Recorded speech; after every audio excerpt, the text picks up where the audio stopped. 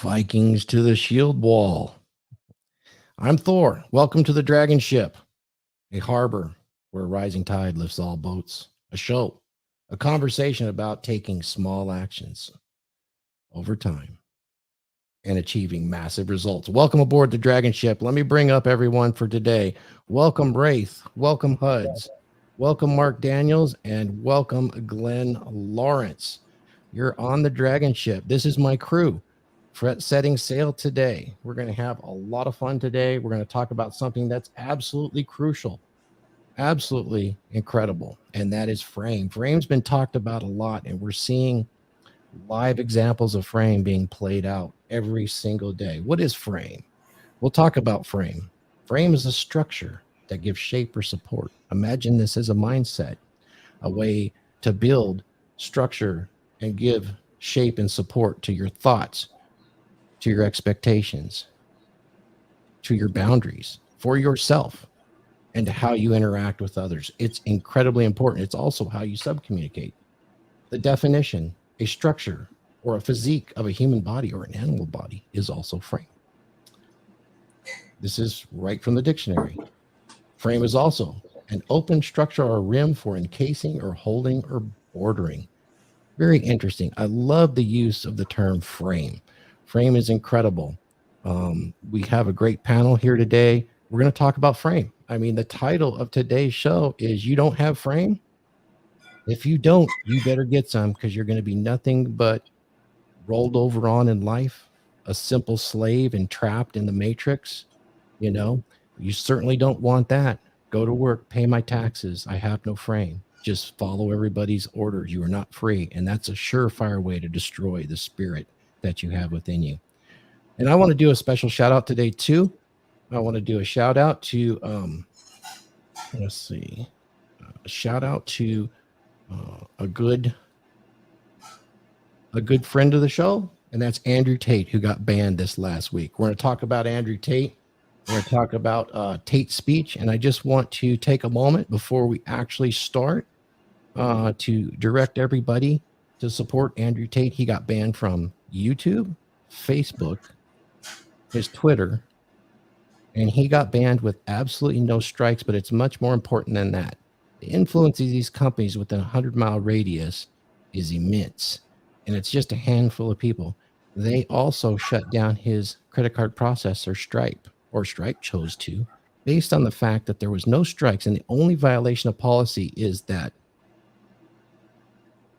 YouTube said he's a dangerous person. Based on what?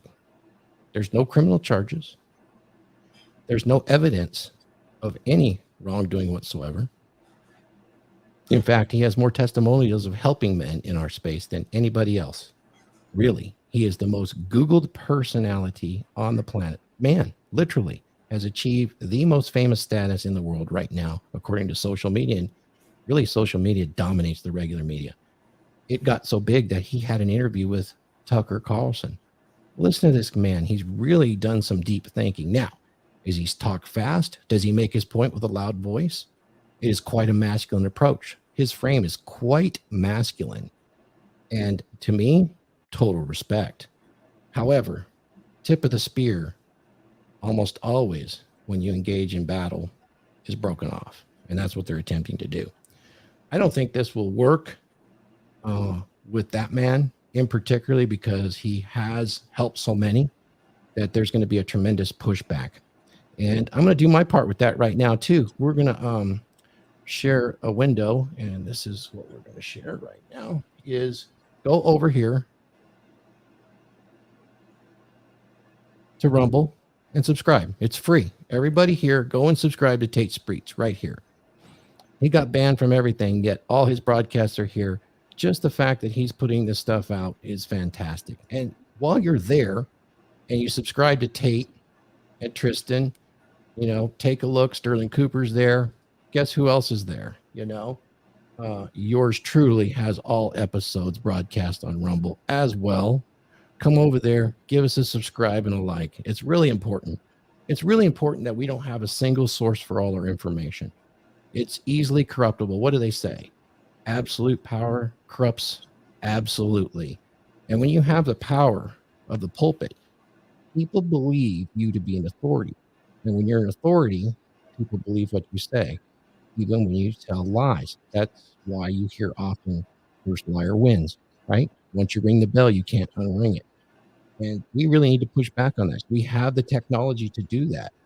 We should. Each of us should take the responsibility to, in any way we can, resist the fact of central control.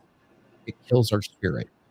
So having a man like this that's really done nothing except being loud and maybe saying a few curse words that women don't like or that a particular ABC group doesn't like, I'm sorry. It wasn't projecting harm at them in any way. It just didn't feel good. And to get rid of people for feeling good is the very definition of thought crimes for which in 1984 they were imprisoning people. And they actually did this, some 80 years ago for thinking. If you thought a certain way, prison, death. And it happens today all the time throughout the world. And there is a huge culture war going on that you cannot sit idly by. What are they going to do? They're going to give you a mediocre job, give you some video games to get excited with. They'll give you free porn. Yeah, get there. You're overweight. You can't do anything. You can't resist. You got a neck beard. You got Cheetos on your beard, but you're happy, right? You'll own nothing and be happy. They're so bold that the liberal world order is broadcasting that this is happiness for you. And if they say it long enough and loud enough, what this is actually just making a frame for you to live in. Don't you want to make your own frame? I think that you do. Climb aboard the dragon ship and let's set sail for much greener pastures and let's do some plundering, shall we? So with that, let's get started with our panel. You better get some frame. Maybe we should have a t-shirt. Got frame? What do you think? Raith Deantior. He's our resident expert on men building frame from the ground up, because as we'll get towards the end of the show, we'll see how frame is used in a social interaction, but you have to do this with yourself. It is incumbent, if you're a father and you're raising children, even little girls must learn how to gain some sort of social frame. So much more important for men, because men actually see the world in hierarchies. This is part of our 3D spatial thinking, and it's super important for us to advance societies and create inventions to think this way. Men size each other up immediately when they work together and figure out what the hierarchy is, because it is so efficient, and this is a really important thing that men establish and pass along within this framework and teach men to establish a frame and work that way. Men must become, and we have the burden of performance. Part of that is learning from men who have done it for years, such as Raith and Mark and Glenn and Huds that's coming through this. So with that, Raith, how are you doing today? Happy Saturday and welcome aboard the Dragon Ship. I'm doing well, and thank you. You've asked me to talk a little bit about frame, and I know I've got some stuff that the Huds is going to share for me. I kind of want to talk just a second about what frame is, okay? Frame is something that we all have. Even if you're not red pill, you still have a frame. It's just, does that framework support your beliefs about yourself and how you want other people to perceive you and your value? So from a standpoint of men like structure, humans require structure to think. We think in structured patterns. So as we talk about frame and as a structure, we're talking about it from a psychological standpoint. But there are physical attributes to frame, like working out, keeping yourself healthy, and those kind of things. And those things are actual perceptions that other people see about you. And that sets a tone, that first physical appearance and stuff sets a tone for what people are going to view. And you may not have the swimmer's body or the bodybuilder's body, but do you have stature? And does that stature relay confidence? Okay, because if it relays confidence, then there's a simple understanding that there's some competency somewhere that you're projecting. So, Hud, if you bring up the slides for me. let's finish introducing Okay. everybody, and we'll come right back to Raith for the very start on frame and why it's important and why you should establish it and what it actually means. Huds, welcome. This is our resident dating coach extraordinaire. Thank you, my man. Appreciate it. Let us know what's going on right now, where we can find you all that. Thank you for coming. Yeah, happy to be aboard. I think I mentioned last week that Andre and I are going to be launching a course soon, and so we've been working through some of the details on that.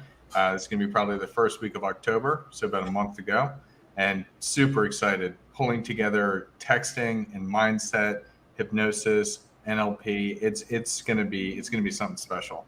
So I can't wait to get more details for everybody that's coming soon. One thing I do want to say about Andrew Tate. So I don't know if you guys remember. This is dating back a little while because he was only in the space for a brief amount of time. Does anybody here remember Christian McQueen? Yes.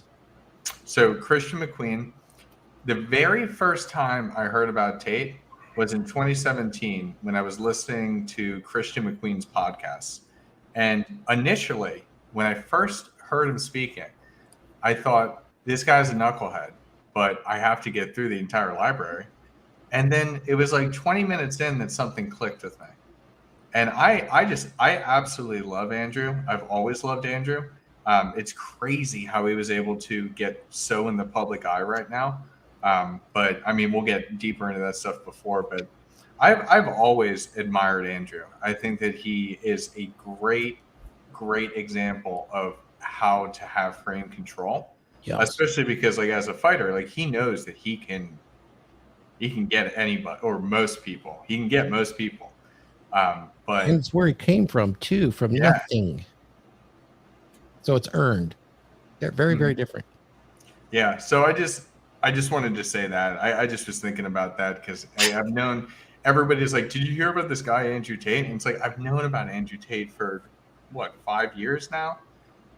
So it's just interesting seeing what he's doing and then listening to his final message and everything. We'll talk more about that later. Okay. But yeah, I just wanted to throw that 2 cents out there. Thanks, Hud. And before we move on, I definitely had an announcement that I missed at the beginning. Guys, this is the first Dragon Ship that is broadcasting to multiple streams today. All of the panel members have their streams up and open, and we're missing one guy today. We'll get back there, but we are broadcasting to Raith Deantior's new YouTube channel, and we are live broadcasting to Mark Daniels at Mark's Inspiration YouTube channel. We are broadcasting to Glenn Laurence. And Glenn, the name of your YouTube channel, I don't see it up here, but is it Glenn Laurence Presents? No, I'm not hearing you, but you're muted there. But the YouTube channel is just under Glenn Laurence. It's just Glenn Laurence. So we're broadcasting there as well. We are broadcasting to Phil Foster Fitness over at Phil Foster. He got the coop, so he's down a little bit. But you know, if you guys have seen Phil, you know he's approaching 50 and he is just shredded to the bone. He is so healthy. I'm sure this won't be much more than a 24-hour issue for him. Was it Phil or Jimmy that got it? I thought Jimmy got it. Oh, was it Phil? Yeah. Okay. Yeah. And yeah, I think Jimmy's busy.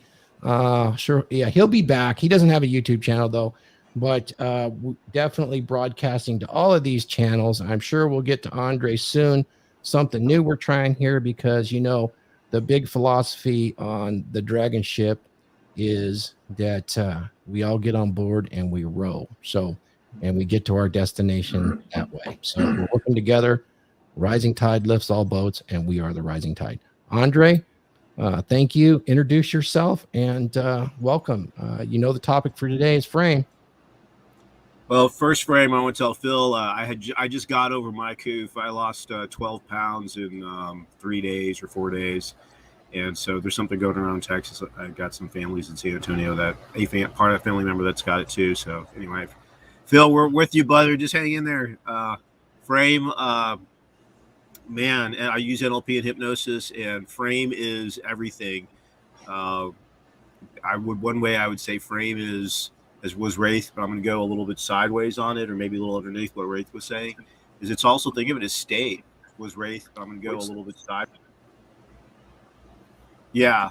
So I just, I think that I don't state is what's your state. How you maintaining state is also how you're maintaining frame. That's part of it. And anyway, that's me, and that's what I got right now, man. Fantastic. Okay, Glenn Laurence, look at you, man. Getting hit in the What's going gym, on? huh? You know, actually, I just got over COVID a couple days ago. Yeah, exactly. But that weight loss did, lean me out a little bit. But yeah, man, I've been hitting the gym. Just trying to be like you, Thor. But frame, Raith said it earlier in the beginning that everybody has frame, whether they know it or not. And even the relationship between your boss and employee, when you're an employee, you're working under your boss's frame. He is the one that's the frame that you are in during those hours of work. So you have frame, or there's frame involved in every aspect and every relationship and interaction that people have. But we'll get more into that a little later. But I just want to say that frame is so important to understand and really grasp for men and everybody, but really for men to have. That this episode is really going to be a big one for this podcast. I'm just telling you right now. Mark my words. Yeah, I agree with you on that, and we're going to bring Mark up here and introduce him. As I was just a comment. Frame is so important, and I think some guys definitely misinterpret it and they harm themselves and think they're holding their frame socially, whereas it's very precise. Yet, I think frame's often misinterpreted. So we're going to try to define that for everybody. And thanks, Glenn, for being here. I know you're on a shoot schedule and it's hard to be here. Thank you for making the time. Mark Daniels, I know you got some stuff going on too. Thank you for making the time on Saturday morning, Mark. Mark's inspiration. We're broadcasting live there. Welcome, Mark. What do you got on your mind? Oh, glad to be here. Wasn't sure if I was going to make it, but here I am, and glad I did. You can check me out at Mark's Inspiration. That's my website. I offer. Are you guys hearing that? Can you hear me? Yeah, we can hear. Okay. Huds, you can't hear me? But okay, you can check me out at marksinspiration.com. That's my website. I offer consultation. Glad to be here. For me, when we talk about frame control, for me personally, it's just being centered in myself, keeping my focus on where I'm moving in my life. And if something or someone comes in that distracts me from that, and I allow it to distract me, then I'm allowing my frame to be disrupted. I keep it pretty simple for myself anyway, but I'm looking forward to hearing the different aspects that Raith and some of you guys got, because I know I can learn from that. Hey, thanks, Mark. Appreciate that. And you've been around for a while, so you got some experience holding frame for sure. All the stuff you've been in. I mean, you wrote your book Coming Home. Yeah. It's fantastic. There's plenty of examples there of establishing your boundaries, your expectations, and then holding yourself accountable to it, which is a big part of it, right? So yeah, I also have a lot of experience what happens when you don't hold frame. Never works out too well. Don't we all? Okay, so we're having a little bit of technical difficulty, but we'll see it before. Huds, do you want to jump out and jump back in so we can be congruent here? Would that be accepted? You have frozen. Oh, there you are. Yeah, let me go ahead and do that real All quick. right. And So then Raith and I'll just get started talking, and then if I can bring up what he wants. When you come back, we'll bring up his slide, and we'll talk to it. Okay. So Raith, frame. I mean, this is what you consult a lot on. I mean, men will hire you to work on frame, and you create something called a frame statement. Why is that so important? I think, what a lot of people don't understand is that writing something and reading something is when your conscious and your subconscious are engaged together. Okay, especially if people are vocal readers or they have vocalization when they're reading, that's talking to yourself. And when you're writing a frame statement, okay, that's an automatic response writing and thinking through the process. So those two times you're in contact with your subconscious and you're feeding your subconscious information directly. So by writing the frame statement, you start defining to yourself what your frame is going to be. Okay. And that results in better outcomes. That's really the goal. Yeah. Right. And Andre's right. Frame is essentially, from a psychological or NLP standpoint, it's a state. Okay. And when we get into the slides, I'll talk a little bit about that from a cognitive standpoint.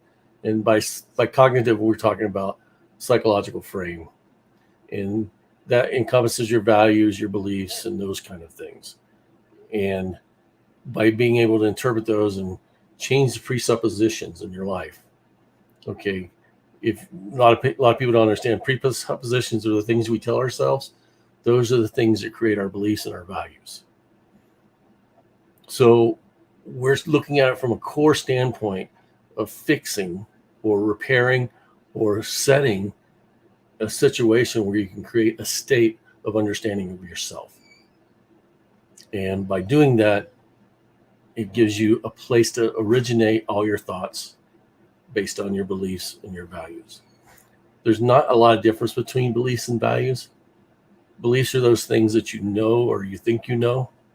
Values are those things that are hardcore go and no-go situations for you. Okay, so they're still beliefs, but they're more integrated in how you make decisions. Okay, so Hud, if you want to bring up the slides, we'll go through Get this right into definition, huh? Okay. Right.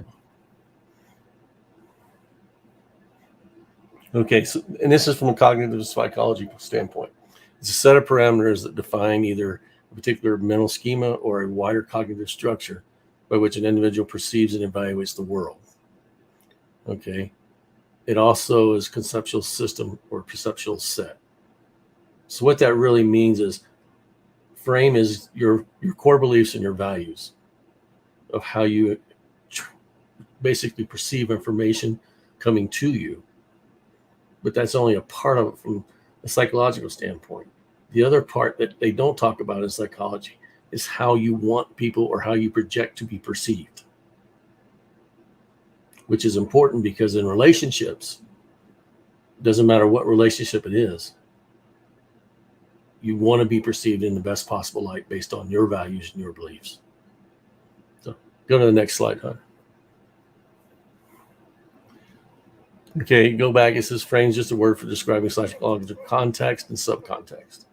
Okay. A lot of people think that frame is some elusive power, and it's not. Okay, it's just basically, it's not bestowed on us at birth. Is to some extent it's based on biology because men are more physically superior, and men tend to understand external physical hardship better than women do. Okay. Masculine frame has been under attack by social norming for the last century. And this is because of the first wave feminist, second wave feminist, and now we're into the third wave feminist. But what's important about it is that as men, we regain male frame for ourselves so that we can pass that along to future generations. I think that definitely there's something to that, Raith. I don't know if you can go into it, but it's been an attack by social norming because, you know, we've seen it throughout history that men that have solid frame and have these expectations and boundaries, particularly men of fighting age, will push back on social issues and protect the tribe. And that's kind of frightening to those in power. I mean, back in the feudal era, this was a big reason for some of the fighting, you know, was attacks on frame, you know. Yeah, well, what happens is when you talk about social constructs and social norming, they're trying to replace your current beliefs and values with values and beliefs that create a more homogenous society in their perception. And most people will tell you that a lot of those social norms and stuff, even though they comply with them, they don't feel that those are their values. Yeah, you see it in politics right now. We're divided. We're a divided country on when it comes to politics. And I'm not trying to make this about politics, but it's values. There's two sets of values out there in politics now. And people are being asked to choose from those values. And It's certainly painted the picture that there's two, even though there's more, that Right. they have created a battlefield that's super easy to understand, basically at the toddler level. Good, bad, bad, good, orange man, bad, no, old lady, bad, so they're doing that. Man, what you've stated there about frame, I mean, frame has been chipped away with this feminist thing. It makes men easier to control, for sure. It's wild. It's wild. You guys, not to change the subject, but the frame has definitely changed. They just forgave a third of all student loan debt. That means 67% of women that had student loan debt of up to 20,000 was just forgiven.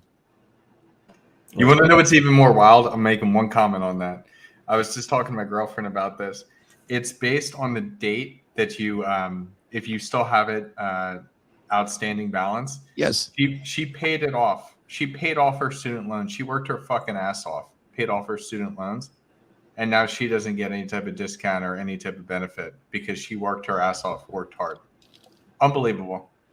No. Just my 2 cents on it. Yeah. It's conditioning for frame, for sure. So, yeah. Is there another slide there? Yeah, we got another one here. Okay. So when I work with people about frame, I would tell them frame is a genuine look at you, your values, your boundaries, as well as your physical and social expressions of those. All right. Frame doesn't just belong to the red pill, as I stated earlier. It's an expression of your beliefs and how you construct the life you want. Belief sets, that's the basis of how we view the world and ourselves, and we get foundation of the values that we have and exhibit them through the frame. Psychological attributes that we need to establish frame are self-discipline, awareness, and willpower. And I'm not going to read that whole thing, but those are important in the sense that they're going to see you through those hard times when you're struggling, and you're struggling against norming, social norming, or any other issue that you're having. You need to have the ability to say, I can do this. Okay. And the biggest thing about that is all starts with awareness of self. And that's one of the things that Andre can tell you, and through NLP and stuff, it's really opening up your own your self-awareness so that you can actually evaluate yourself and how you view the world and how you want to work within that view of the world. So you can take that down, Hud. We can talk now. So Okay. Your heads. You don't have control. I think he froze. Let me do it. Got it. He's having a little bit of trouble there. Yeah, so definitely frame is an interesting. It's interesting to define it that way, because I think the way you've defined it is crucial to start thinking in such a manner as early on as you can in order to get control of yourself and start to actually become socially relevant. Without that, you're very awkward if you don't have frame. Guys, let's comment on that level of definition that Raith has done. His work with having men write a frame statement is really about you recognizing at the conscious and subconscious level with language, because language is crucial here to both sides of your brain and to your ability to form your own identity. And this is how they're programming you with these language things. So if you're a man and you're watching this, or a woman, think about the elements of writing a frame statement that speaks to you and speaks to your soul and your core. Raith, when you do this, can you describe a little bit in brief detail about this writing of a frame statement for yourself before you move on, and about how long it takes to really absorb this and start to see benefit in your life? And once again, if you're really interested, Raith consults on this very effectively. He doesn't take lazy people. You have to do the work. And if you think about it, to sit there and write these things on a piece of paper, it's an exercise that all of us would kind of struggle with at first. Can you go into that a little bit, Raith? Yeah, what we usually do is, I'll work with someone, and I have a little values exercise I do with them when I'm working with them one-on-one. And it starts, basically them going through listing their 10 top values. And we keep whittling away at that till we get to the final value that they find most important. And there's some reasons why the people find those. We explore those reasons. And then we start talking about, okay, what do you want to change about your life? Because what I'm really soliciting is information about what do they want, what beliefs do they want to change? And we start working on what presuppositions that they've perceived through their interpretations of situations or incidences that have happened that cause them to write down in their mind those suppositions. Some of it's social conditioning, some of it's, trauma, some of it's, fear. And fear is usually a reaction to some trauma. But as I think I talked about it a couple of shows ago, trauma doesn't necessarily have to be extensive to cause something for you to develop a belief about something. No. Okay. Because you can see something in your peripheral that causes you to develop a belief, and it's not something that's directly affecting you. So when we explore that, we start talking about what created that belief. And most people never think about why they believe what they believe. They don't think about their values, where that comes from. And it's getting them in a state where they're talking about those values, talking about those beliefs, so that they can see the value or the waste of a belief or value, and start breaking down how they view the world and why they view the world that way. Oh my God, that's so powerful. Do you realize the fire that Raith is spitting here? Because, guys, we're all born into the matrix. Essentially, from the day I was born to you, we're being given in through our eyes and our ears this social conditioning to be good little boys, good little chimps, as Apex would say, and to follow these norms for the greater good. We've been told all of these things throughout our life that, the needs of the many outweigh the needs of the few. Not true. That is a lie. It's a lie to control you, and frame actually releases you from these bonds, because when you have your boundaries and expectations solid, you start to see things for what they are. When we use Andrew as an example, he has seen things for what they are. His method of communication, he might shout, he might regulate the tempo and the pitch, but it is not untrue. Now, that may make an emotional response from people that have been conditioned without frame, because it's painful and takes work to establish frame. What Raith is talking about, establishing frame, a statement, is basically taking charge of your identity and how you process information with yourself and socially. And really, why do we say money, muscles, game, and frame? Frame really wraps that up in a pretty cool fashion. What he's saying is just absolutely incredible, in the fact that if you haven't done this exercise, I'd encourage everybody to do this. I can think of 3 or 4 instances where frame has saved me. Literally, that gut instinct that I have is based on the frame that I have established, through experience and through my own mental work. Does anybody have any other examples that would work well with what Raith just said about establishing frame and then seeing it actually pull you out of, social conditioning to your advantage? It'll keep you away from grifters too, that are trying to scam you if you have a good frame. One thing I do want to bring up just before it gets lost in the chat is what Viking Paradigm said here. Yep. Frame is the shield, game is the sword. Yep. I think that is beautifully put. That's one thing that I think I was lacking in explaining to people, because I'm teaching people how to date, how to have the game, get things done. But then when they get into the relationships, they don't have the frame, they get walked all over. So I wanted to point that out. I thought that was an absolutely fantastic way to summarize it. He's cool. He's one of our Vikings for sure out there, killing it right now with frame. That's really cool. I enjoy the analogy. Of course, you guys know my background, so of course I'm going to enjoy those things for sure. So you know what? I will while we're talking definition, Thor's definition is once you understand what Raith is talking about, I just kind of bring it up into the ability to project a dominant masculine presence using your established identity. To, in your best interest, create boundaries, expectations, and responses that are both congruent, attractive, and present a value to those you interact with socially and intimately.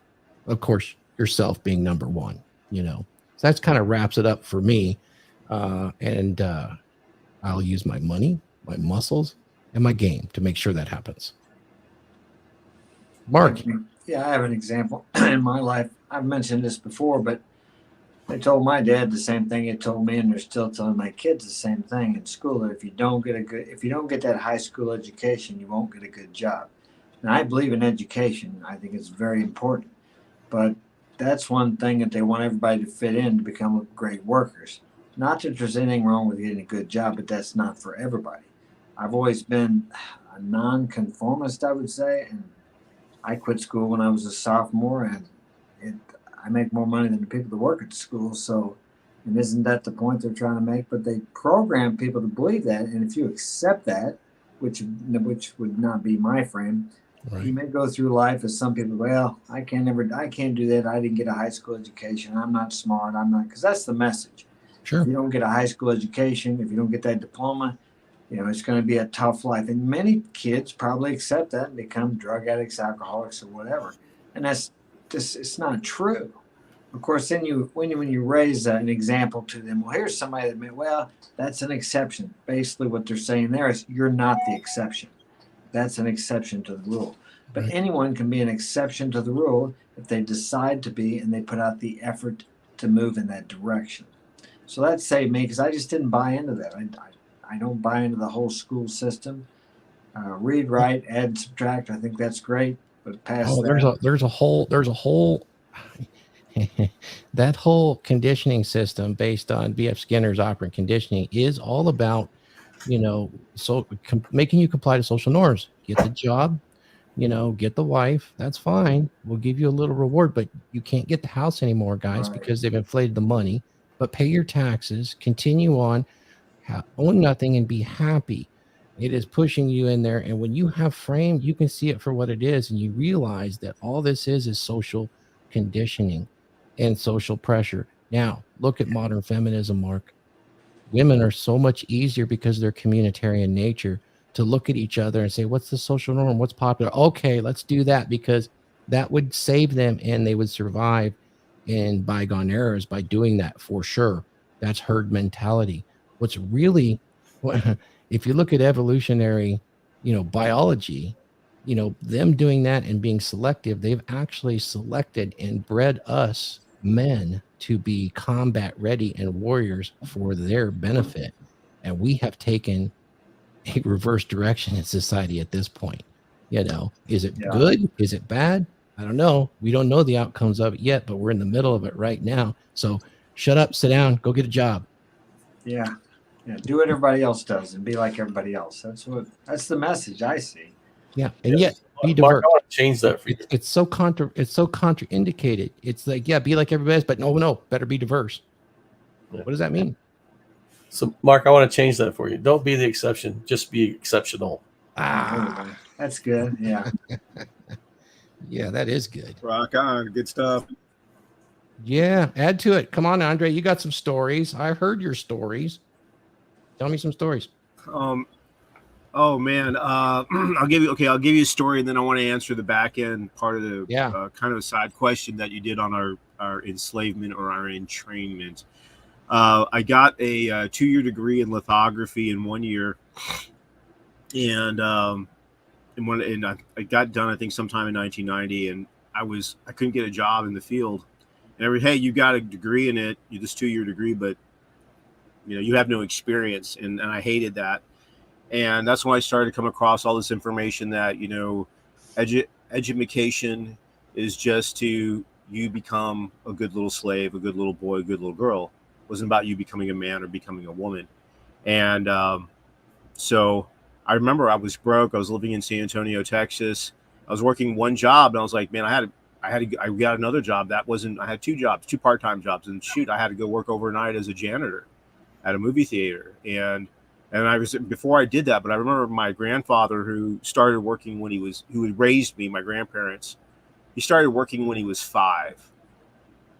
Remember, it was a really nice, pleasant night in autumn. Had the window open on the patio.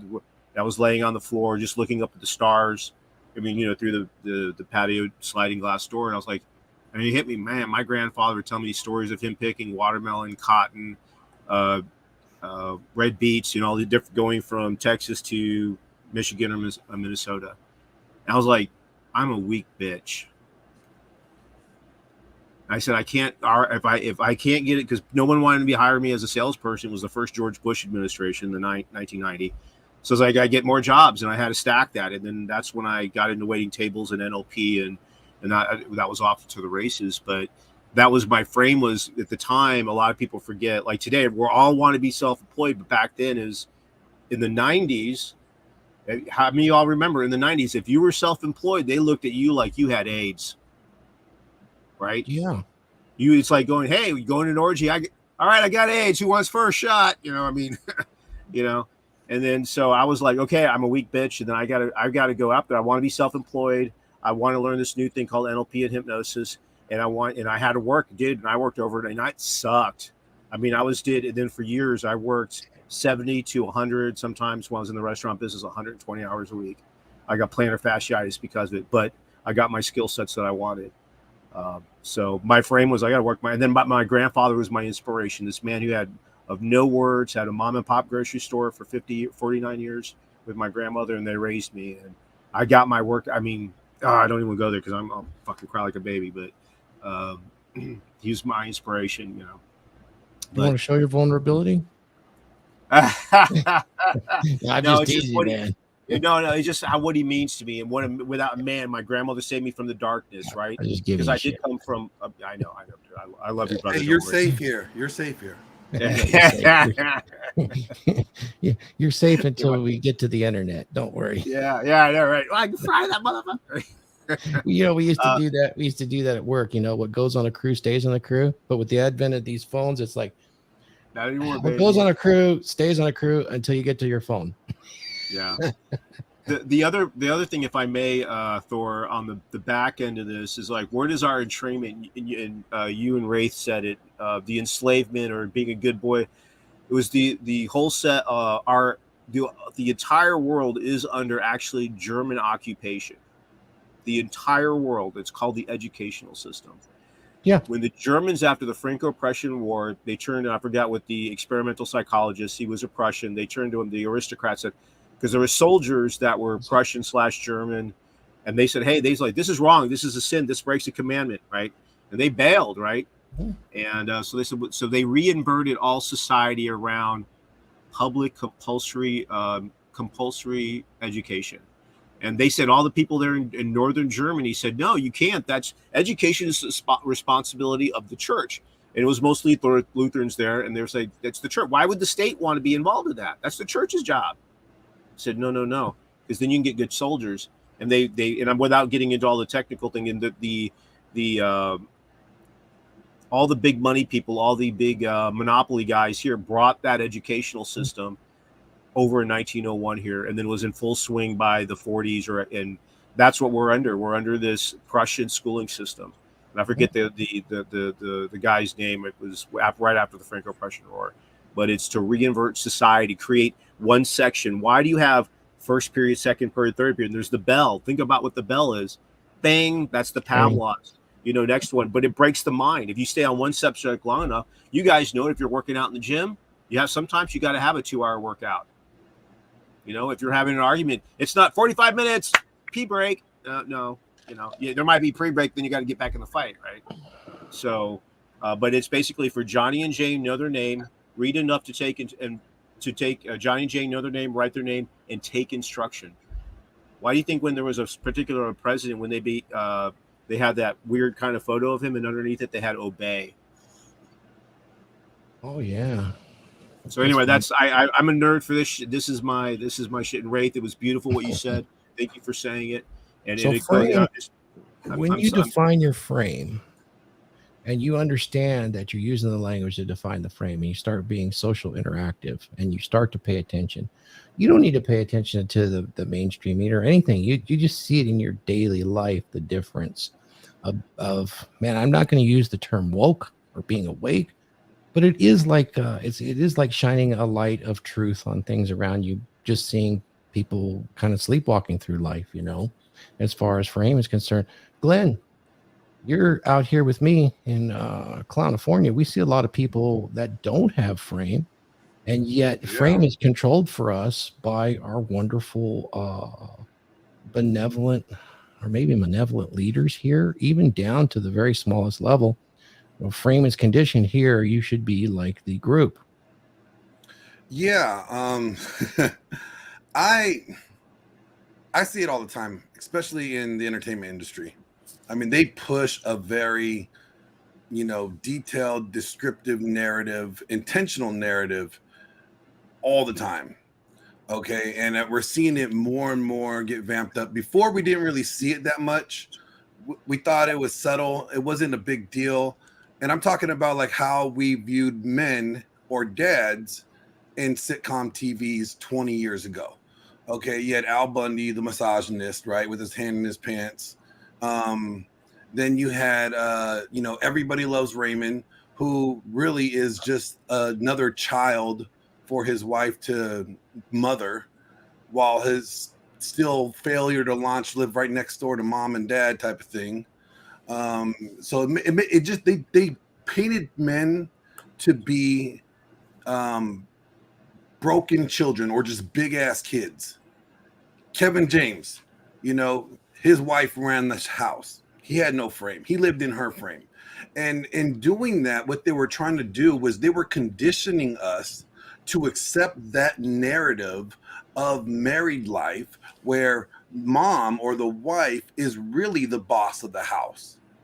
And the dad is just either another child or just a supportive person underneath her, and really just kind of destroying the hierarchy that's not only biblical to have, but has been working for humanity for thousands of years, which is the husband is at the top, wife beneath the husband, and kids beneath the wife, in that order, as in importance or authority. But what they're doing is like, no, we're changing it up. Wifey's in charge. And in doing that, what we have seen men become less masculine. We have seen men defer authority to their wife. We have seen that over and over again and played out even in our own lives or your friends' lives. We have physically seen this happen in people that we know. I could tell you right now that I was not in charge of my household during my first marriage. I thought I was. I thought I was the top dog. I thought I was the boss. But I realized after getting zeroed out that my frame was destroyed. I didn't have none. Yeah, most men don't even know that for a fact. And I wish I could have had you on the last show too. I know you were working so hard making really good movies, things like that.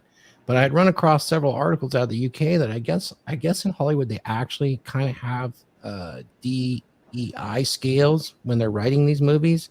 It's the diversity, inclusion, and equity. So basically they have a woke scale. It's woke enough or not woke enough when they're doing projects at this larger corporate level, which that is a manipulation of the people and trying to set frame for them. Here's your new frame. Well, it's also in order to get funding or even to get distribution. Because I cited, because you guys know that I have a movie that I wrote and I'm trying to get it out called Mind Dates. And the great thing about Mind Dates is the whole movie is about frame. When I learned the concept of frame after getting zeroed out, it was the one thing out of all the things that I've learned so far, the one thing that stuck so deep into my mind that I was like, I am going to master frame. I'm going to control my frame. I don't care about anybody else's frame, but my frame will be controlled only by me. and it influenced me to and inspired me to write a romantic comedy, or what we like to call a dick flick, about Frame and how guys struggle with Frame, and the characters in it, were based off of experience that I had or other people had about Frame and stuff like that. So Frame is huge. And in Hollywood, like when we have these meetings, as you're mentioning, they literally ask you, well, who's this movie for? Do you have any gay people in it? No. Do you have any trans? No. Hmm. Do you have a strong female lead? No. So wait a minute. So you're Wow. saying this movie is just really tailored to men? Well, yeah. I mean, there's chicks in there, and they're supporting actresses, but the leads are all men. Like, what do you want me to tell you? And they were literally like, you may want to rethink that if you really want to get big funding. And I'm like, well, I'm not going to rethink it because this is what I came up with, and this is That's what the I want to story. work. That's the story. I'm not changing it. Well, that's And we the front wanted- end of cancel culture. Is we won't accept your contract unless, Mhm. right? Yep. So I mean, it's tough out here if you are trying to create, good content for movies, and have to deal with the wokeness, or the wokies, I like to call them. Glenn, have you noticed? Because you're a movie buff too, as well as really embedded in the industry. Have you noticed? And I've talked to my brother about this too. That things that are written now are and coming about in real life. ERP Sensei is dead on. Everything is an antagonistic frame battle with women. I called it a combative communication style that has been conditioned for women to have. The challenges are immense. I just got through watching a Fresh and Fit episode where the gal was agreeing with him, but every time she said, well, I agree 100%, but, and then she'd go on a tirade, and he said, well, what are you arguing about?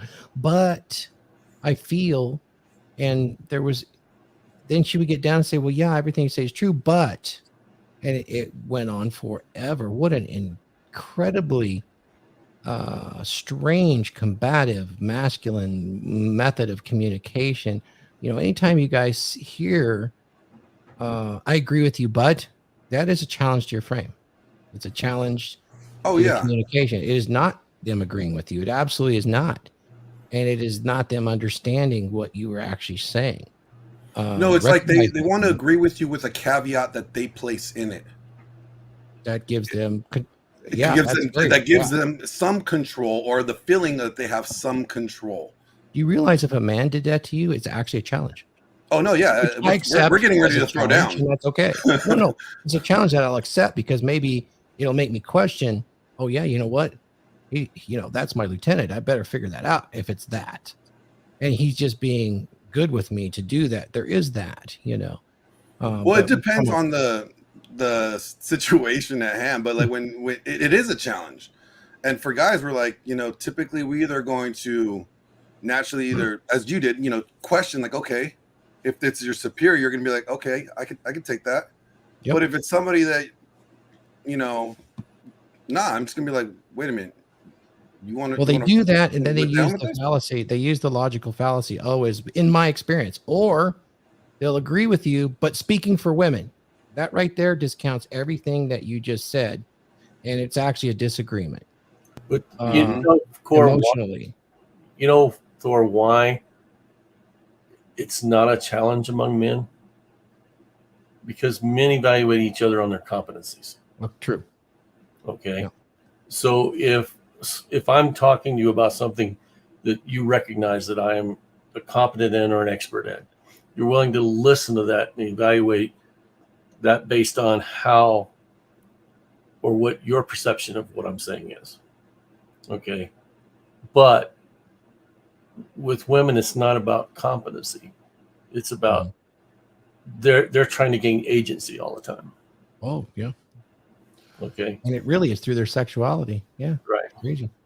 So if they say I agree with you, but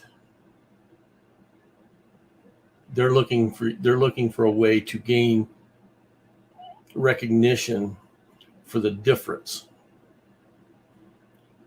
And men, when we're doing that, we're looking to find a solution to a problem, and we're looking to find the commonalities so that if we depart on any one thing, we figure out how that works into the relationship or how that works into the job, the conversation, whatever we're doing. Yeah. But like I said, yours is based, your perception of what he's saying is based on what you perceive his competencies are. That's a good clarification. Yeah. And her perception of what you're saying is based on what she wants to feel based on what you're saying, not whether you have competency or whether she recognizes the competency. 100%. That's why it feels combative to us, because we're sitting there saying, hey, you know, this is true. And if you can accept that's true, you know, how do we blend what you're saying, or how do we accept what you're saying?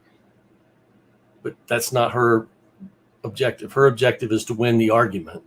Yes, that's part of the logical fallacy that's being conditioned for Right. as part of feminism. I want to stop the show just for a second, because that is so important. But I want you guys, look, if you're watching this on any one of the 5 channels up right now, go hit the like button and subscribe. The Dragon Ship is on sale, and every man here has got an oar, and that's you in the chat. You got an oar. Let's row in unison here. I want to get to the next segment here on frame, because look at this.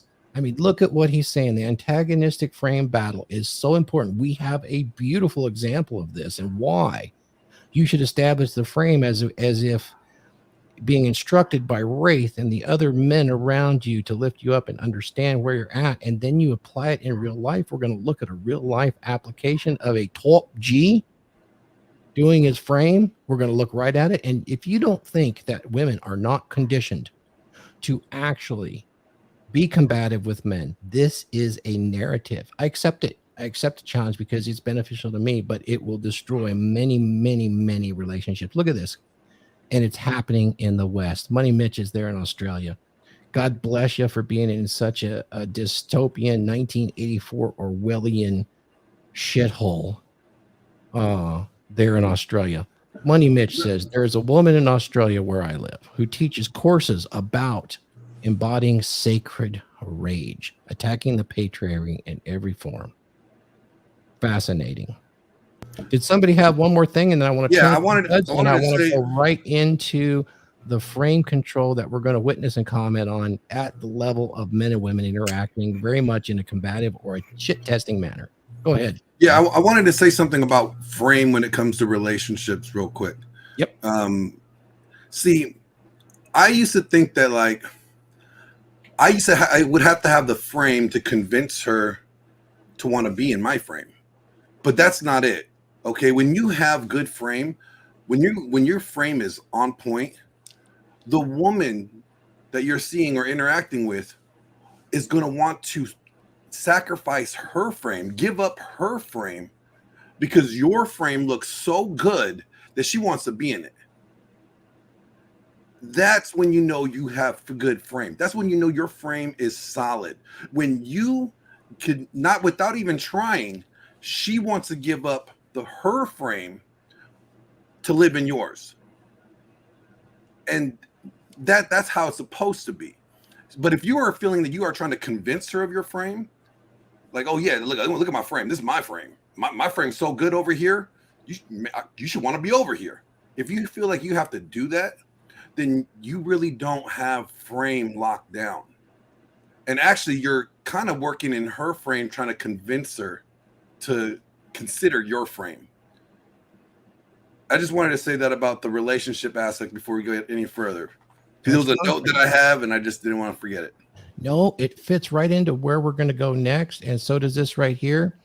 You're going to see this next interaction. We're going to turn it over to Huds. He's going to lead the show on this, and it's really, really interesting. I think that you guys will find it when you have frame.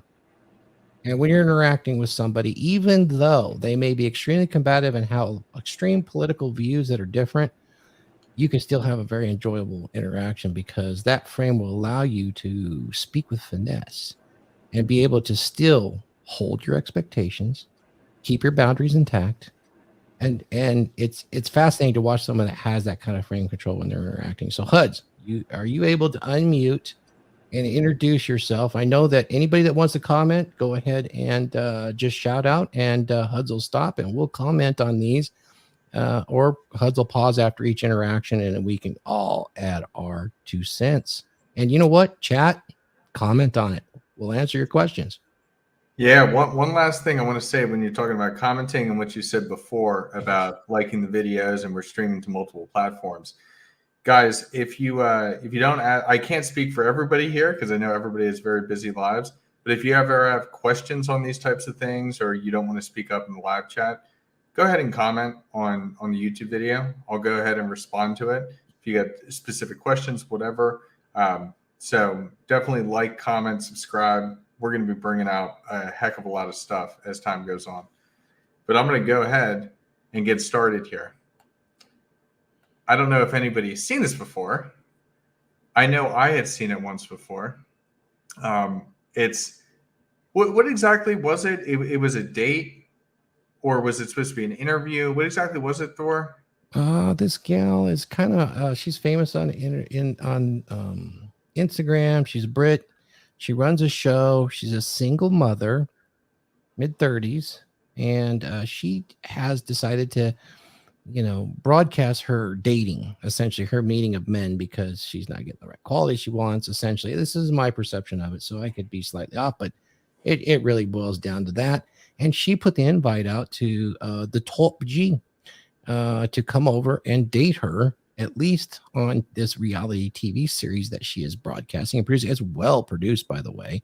And I think he is not what they expected, although I think they wanted more fireworks, but his frame and finesse is far too superior to what they expected to really get that. Now, I'm sure this was extremely popular. And right now, I'm sure they felt this was the best choice they've ever made, and they'll run around saying how smart they were, because look who is the most Googled man on the planet right now. Technically, he is the most famous man on the planet right now. So before I play this first clip, I have to ask you, Thor, what color is your Bugatti? Which one? Yeah, which one? That's a good answer. Which one, my friend? Yeah. Oh man, there's just so many funny clips. Dude, I respect the hell out of this man. I love Andrew. I always have. But I'm gonna go ahead and get started with the first clip. And chat, if you can't hear it, let us know, and I'll make adjustments. If you can hear it, type a 1 in the chat when we go.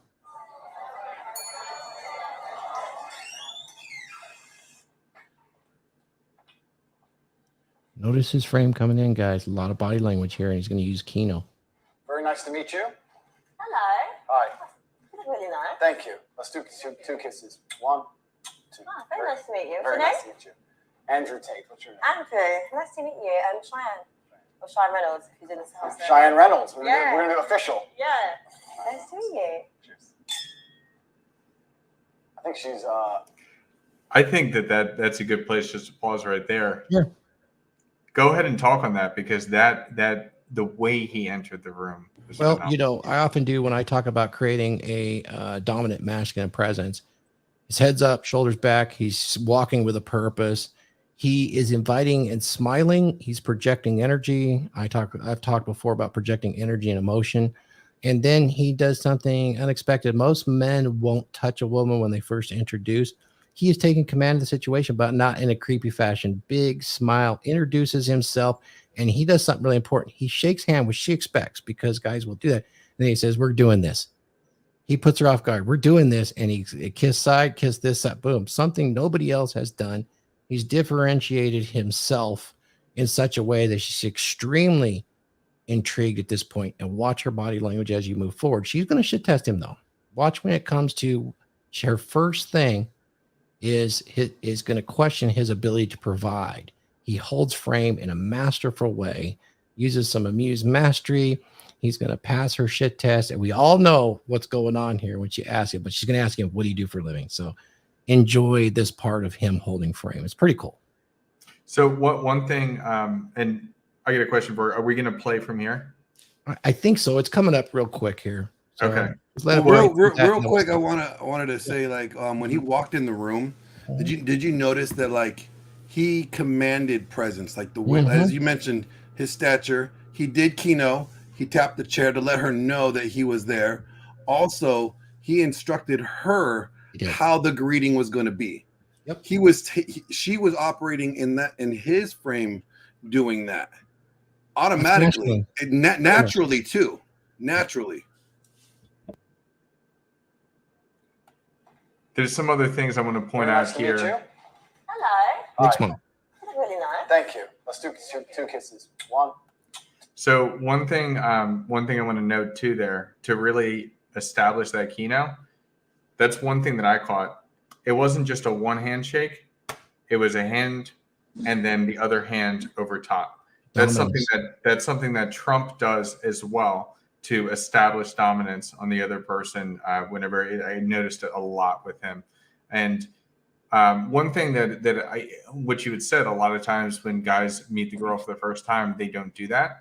And that's one thing that I always tell guys when I'm coaching them. Even if it's just like the one arm hug, you need to have some type of comfortability in Kino at the very second the interaction starts. That subcommunication right there sets him at a level to where he's in a position to really dominate her compliance test as they come in, instead of being caught off guard. It's pretty cool. And also, if you look at, see him being over her, I mean, imagery wise, she's looking up to him, what guys want all their women to do is look up to them. I mean, just imagery wise, it also very fits that I control the frame narrative aspect. And at her core, she's enjoying it. And here's the thing, she has to project what she's created here. She's a boss babe, single mom. Think of it from those terms. She can't give those things up openly, but watch her interaction. Look at how her face is a different color than her hands. All right, I digress. Nice to meet you. Very nice to meet you. Andrew Tate. What's your name? Andrew, nice to meet you. And Cheyenne. Or Cheyenne Reynolds, who's in this house. Cheyenne Reynolds. We're Yeah. going to do official. Yeah. Nice to meet you. I think she's an attractive woman. She's good looking. Friendly demeanor. I can tell she thinks she knows things, so I look forward to correcting her. But that's usually how life works. Finally, see? A man that makes an effort. How are you? I'm good, thank you. Yeah? Okay, where are you from? I'm American, but I lived in England for a long time. I lived in a very prestigious part of the UK. I don't know if you've ever heard of Luton. Very Prestigious. Yeah. Yeah, number one. Luton! Okay. Was not expecting that. So I was in Luton for a while, and now I live in Europe. So I'm just wow. Okay, because your accent, it's like really different, isn't it? It's pretty mixed up. I'm like a street dog, my dear. I've been here, I've been there. Half American, half English, half Luton, half everything else. A bit of a mix. Bit of a mix. That's cool. So how did you get here today? I flew this morning. Flew in. It's different. Saying different. Yeah. Jump on the jet. Flew in on a jet. Discovery. I love that. It's just subtle. It's just he didn't subtle. disclose it. She discovered it by asking right. Mm-hmm. That's one thing I want to point out too. When you're on dates and you're talking with women, do not be overt, but you can also have leading statements so that they end up asking a question afterwards that allows you to reveal something. But don't just tell her, like, if he came in there and like, oh, like bumbling idiot, didn't do any of that stuff. And it's like, yeah, I just flew in on my jet. What's up, sweetheart? Like, it just comes across awful. It just doesn't vibe. Who is this guy? What about you? You have a mix, no? Yeah, my family, we're Caribbean and English. So the Caribbean side is the crazy side. Or Nice. the English side is the crazy side. I'd say the Caribbean's the fun side. Fun A bit side? of spice. So you're fun and crazy. Not crazy. It's the beginning of the day, you can't lie. Do I look like Playful. I'm not to you? Love it. Yes. I'm not a liar, actually. You're not a liar. Everything you tell me for the rest of this episode is going to be a complete truth. Yeah. Promise me. Say I promise. I promise. No, I really promise. Compliance test. Honestly. Yep. We'll see. All right, we'll see. Yeah. So what do you do? I think I'm a lie. Give me a second. No, you can't lie. You have to tell the truth. I don't have to tell the truth. Why? Vince, we already He agree. didn't You're telling the truth. There's only one of us can tell the Beautiful truth. control. One of us can lie. That's not good stuff. I'm a shoe salesman. I sell shoes, socks, shoe accessories, polish, etc., etc. Yeah. I sell shoes. That's good. I'm doing all right. Yeah. Surviving. Sultan. I love how playful that is. She gets real playful, and he just called her on it. Yeah, I didn't agree to be not lie. You did. He's commanding the whole thing. That's holding frame at a personal level, definitely.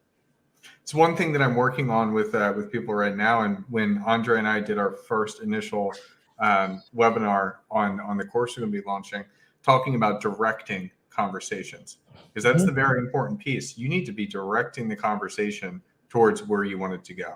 If you're talking to somebody and you're trying to set a date, well, don't chit chat.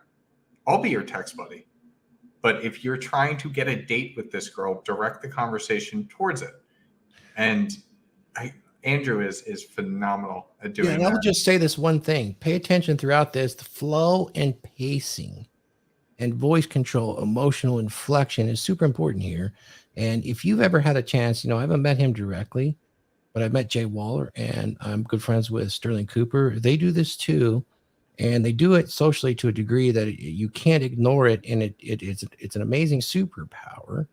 And if you guys want to learn this, Thor's DragonShip monthly membership, we have a group of men that meet monthly for 3 hours, and you get to practice this very thing as you present your own subjects to the group of men to help you achieve this level of skill.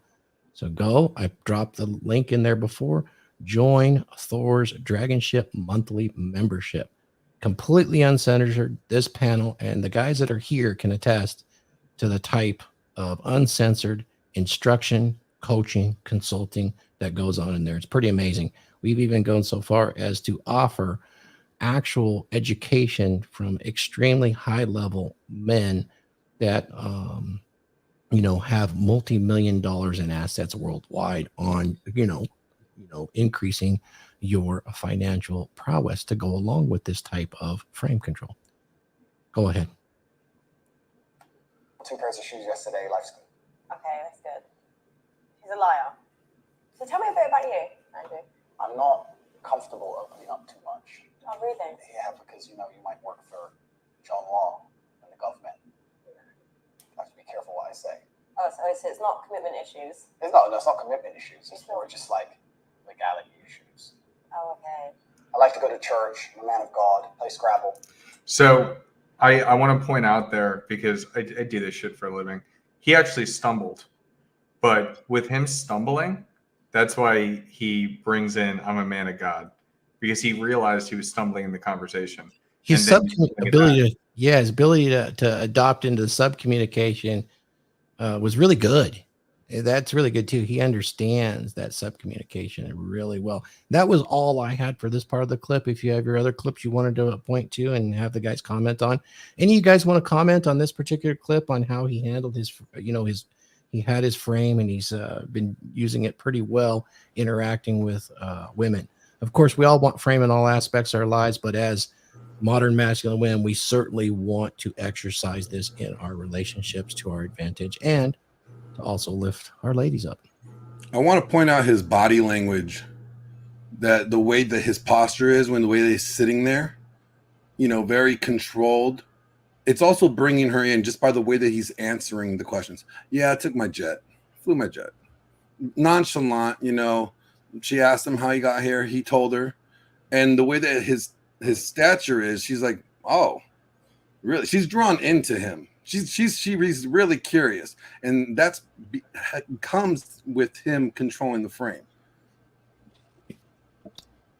If I can add, if you notice that, right, like in this image that's here right now, and a few moments before going into it, she thinks he's good looking. He's got frame control. She's totally buying in, baby. But she's also, you can see it where she's resisting it. She is, if you look at this, she is resisting it because she's like, oh, I could lose myself to this dude. So, she goes, oh, my clothes are going to be off here in 30 seconds. You can. She's fighting herself. Right. I know. This is where she's resisting the frame, and she's fighting. She's like, she's like, where do I go? And then the other thing, great comment on the body language, Glenn. Perfect. I'm also, because he's playing, just what's the emotional state? Put labels to it. Dude, he is having fun and he is playing. Yep. He feels comfortable. Yep. You're right where he lost his frame a little bit. That's where you notice not a state crash, but just a dip. And then he came out. He said, oh, I'm a man of God. Or It- how it he was- said, "Oh, I'm." Good finesse. Yep. It wasn't It's a what I loss of thought. frame. It was more of Where like am a I going? sidestep. Yeah, like Yeah. sidestep. Like, oh, got off course a little bit here. Let's re-navigate this, redirect. Yeah. So this is what But I if you call. look at I even would call- her, look how she's looking right now. Like she's trying to look away from him. You know, she doesn't want to make eye contact because she doesn't want to give him the insight that she is into him. Oh yeah, and she's it's the whole thing. She's fighting herself and fighting the moment. It's really brilliant to watch. When he goes, "Oh, I'm a man of God," if he said, "Oh, I'm my," there's a thing what I call the unconscious response, and what it is what I use my signal when I tell my guys is I go, notice when the unconscious, like when you see that thing come up from the unconscious or into the conscious awareness, and he goes, "Oh, I'm a man of God," and then he's back on track. He's targeted in, and he's playing. He has that fun, mischievous, playful attitude, which was one of my goal states for guys to have to being in their mental mindset as a frame. Correct. It's all good analysis. I'd like to make Guys, a you're going to point. learn a lot here. Hud, you ready to move to the next one? Mark, did you have something you were going to say? Yeah, Mark? I want to reiterate on what you said. It's very important when you go to shake someone's hand. I would guess she shook his hand like a man. She didn't give Tate her hand. I'm just guessing because you can't see it, or I can't see it from here. And like you said, he came around with the arm around the shoulder, and then she reached up and tried to. She come up with her hand, if you notice, not in this clip, but the other clip, and then he leaned down for the kiss on both cheeks. So she had no option to try to take back control after he did that. But that's very important when you shake someone's hand like a man or a woman, because when a woman shakes your hand like a man, she's saying, I believe they're saying to you, I'm equal to you physically. Well, they're saying I'm equal. He took that away from her by leaning in. Okay, but when he did the kiss at the last, she had no option. She had nothing to come back with to put her back into control. I just thought that was interesting if you took it all the way to the very end of that part of the interaction. Very much so. I thought that entire opening, like he there is no better way to set frame than what he did right there. Yeah, he finished the whole that little short interaction in a dominant. He set the frame there. Perfect. Okay, so the other clips that I have, so one thing I do want to mention is that throughout this interview, she does get more combative. Yep. And so some of these other points may not be so much, body language one to another on frame, but they are still about like frame in I wouldn't say an argument, but a frame in debate, which I find interesting to see how he handles some of these things. And I'm also curious what everybody has to say on the specific points that they talk about. Yeah, it's interesting. She's definitely that single mom, a boss babe. This is her show. There's a lot for her to protect based in the feminine ideal that she's conditioned to, particularly, you've seen this all over the place. Yet, if you notice, she's still a woman. He's got finesse and he has dominant masculine presence in the face of this combative type of, in communication interaction. Pretty interesting. Thank you, Tides. Awesome. So I'm going to go ahead and throw this here. Every man out here knows that disloyalty is the most disgusting thing a female could ever do to her man. But are you loyal?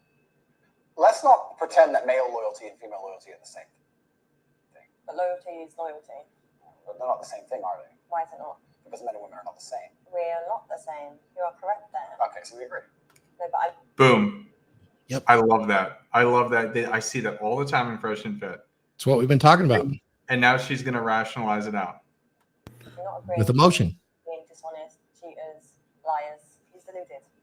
Why do you think men and women are different?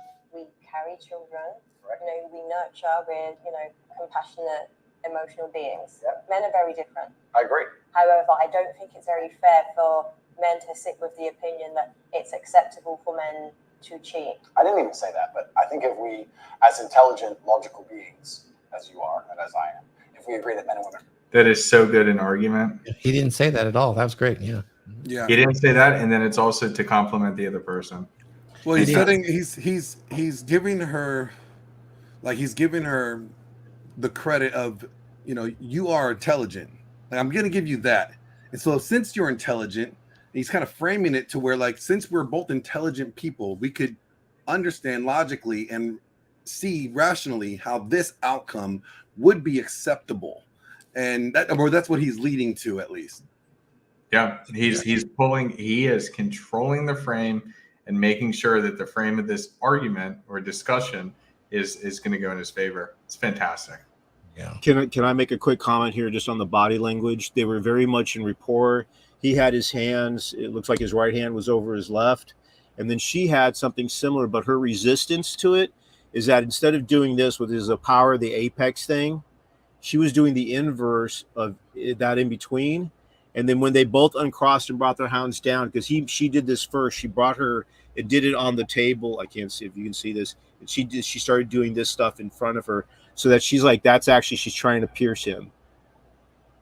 So that's what, so like right before this, if you watch that, I know it's very subtle, but that's the little nuances that I love all this shit.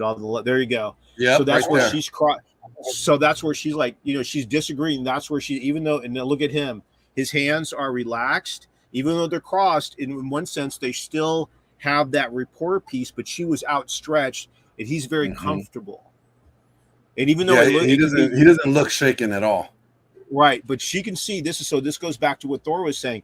Oh, I have to protect. I am a boss babe. I have to protect my.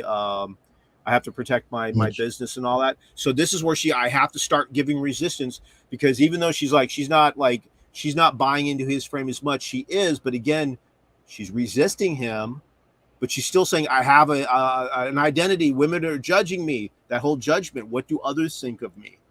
Right. Yep. It's kind of like what Glenn said the last thing. It's great. How did you say it, dude? It's free to be. If you're a villain, it's free to be villain, or freeing to be villain.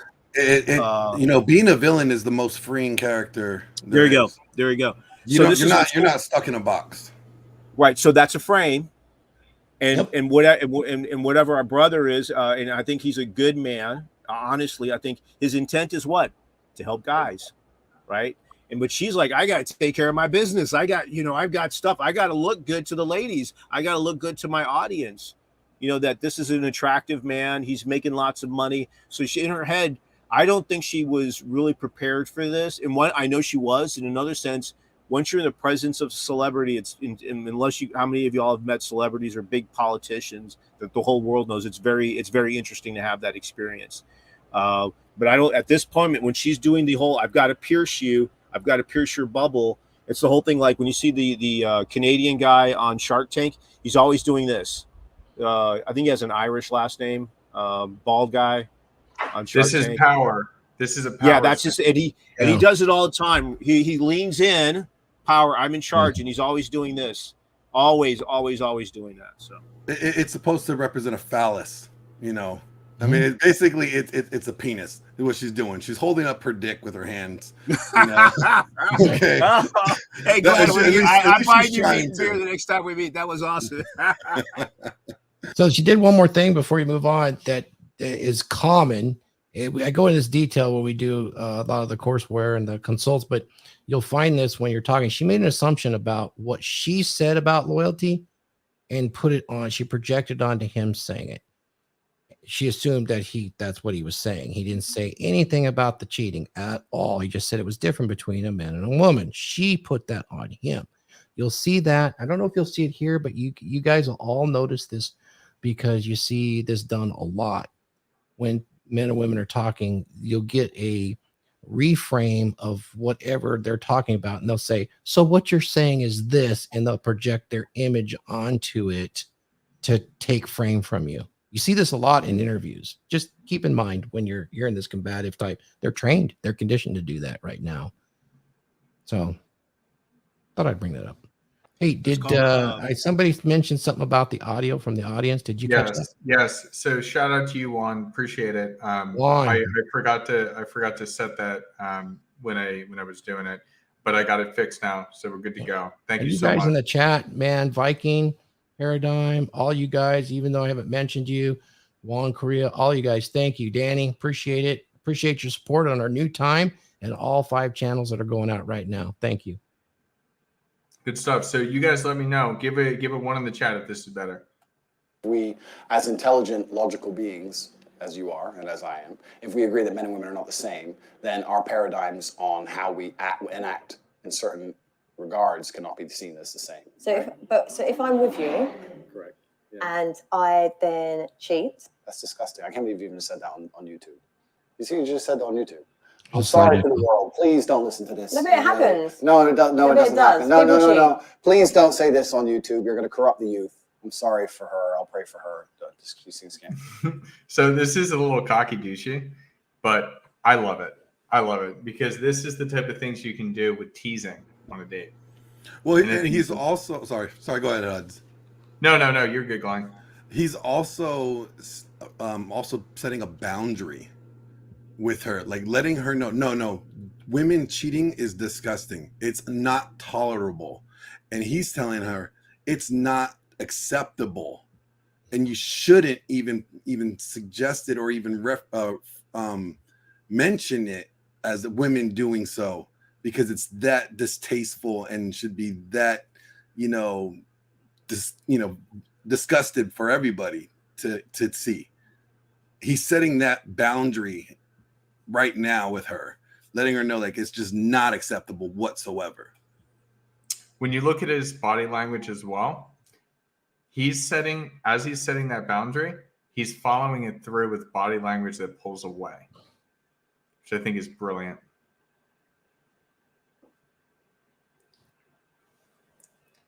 I don't know if I had anything else for this one. We can go to another one. It's just a lot. It becomes a lot of debate back and forth, which you guys don't stay on dates with women that just argue with you. I understand this is just a show, so it's different. But if a girl just starts arguing with you on things, don't try and win. It's not going to get you anywhere. It's just going to give you a headache. I'm a high value woman, right? You said it yourself. How can you be high value if 50 minutes up? I've just been single for a long time. No, Why is it Actually, let me whereas go a right man, before if he that. sleeps with a bunch of chicks, doesn't matter. Who cares? So would you be with me if I'd Looks slept like with your a- mic's picking up the volume too. It is. Yeah, I'm getting echo on this side. Is echo cancellation on? Should I go? Yeah, back? I'm getting it on my side too. All right, I'm just gonna do what I was doing before. Yeah, Was it go back to what quiet you're doing. before, or- Yeah. It was All just right, Juan, the level wasn't good. Yeah, but Juan, I'm I getting echo now. retract my compliment. It's okay. I'm a high value woman, right? You said it yourself. How can you be high value? 50 minutes up. I've just been single for a long time. No, unacceptable. Why is it unacceptable? A body count is probably the number one most easiest way to judge the value of a female. I actually think that no, I'm going to say this. I think 99% of the world's problems, and no one's going to understand this, and you can extrapolate, if you can listen to this statement and extrapolate it out towards society at large. I think 99% of the world's problems would be solved if females walked through life with their body count on their forehead. Because it would prevent all of the disintegration of morals. It would prevent so many things about the world. But you know what? There's like And women would be like, to be with me as a man, I don't want to put another number on my forehead. You have to be a good man. They wouldn't stop fucking these idiots and stop being idiots. And all the idiocy would disappear. All the degeneracy would disappear. Families would return. Virgins meeting their first man, staying with him her whole life and being proud of it.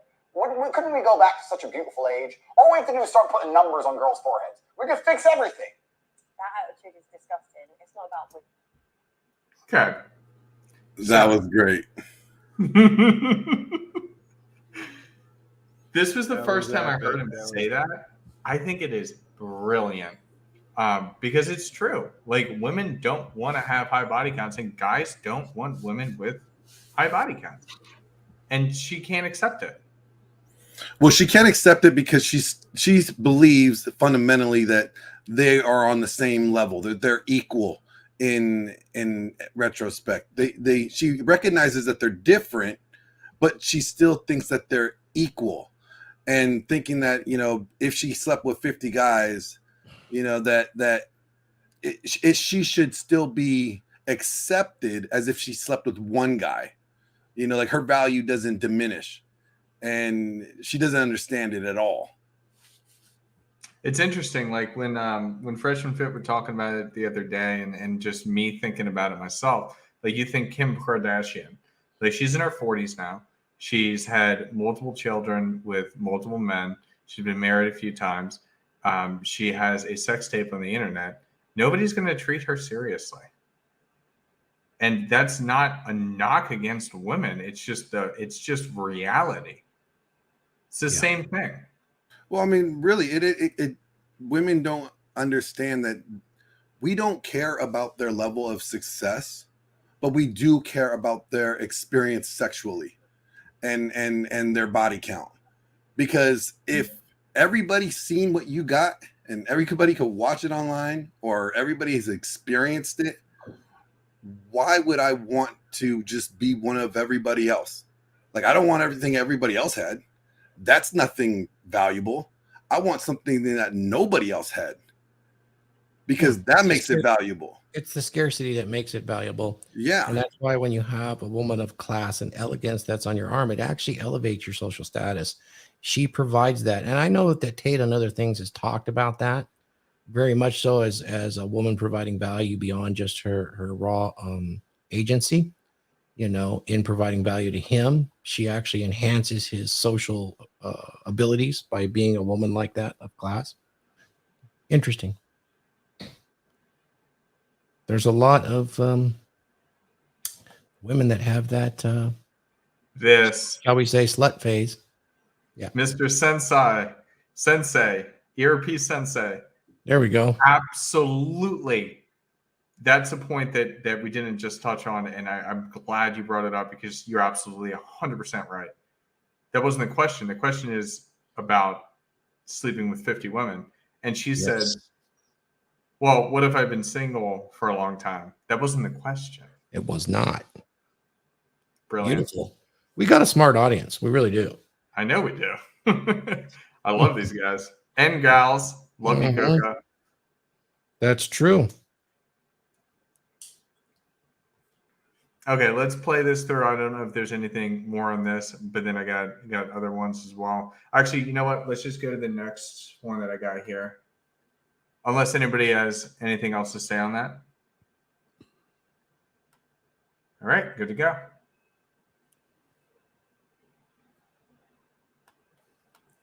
So I think if a man has responsibility and he takes care of the woman and improves her life and makes sure that every single facet of her life, whether spiritual, physical, financial, etc., is taken care of, then he should have some degree of authority. I don't see why a man would take care of a woman and have no authority over her while accepting all of the responsibility that's getting played. You're an independent woman. Maybe you make your own money. You want to do all those other things. That's fine. Fantastic. But if I had a woman, I would say, look, I like that you do your own things. I like that you do your jobs. But let's keep it part-time. I want you to come with me. We don't go here. We don't go there. I'm taking you around the world. You're with me. I'm taking care of you, etc. And I'd expect her to listen to me in return. Why wouldn't she? I'm not going to tell you to do anything wrong or bad. But if I were to say, I don't like that dude, stop talking to him. I'm her man, not that dude. It shouldn't even be a competition. She'd be all right, cool. Well, why wouldn't it be? But then if I said I didn't like that woman, I don't know about that. this is what I'm saying. It's just a double standard, and it's just like a power struggle. Like, it's about balance.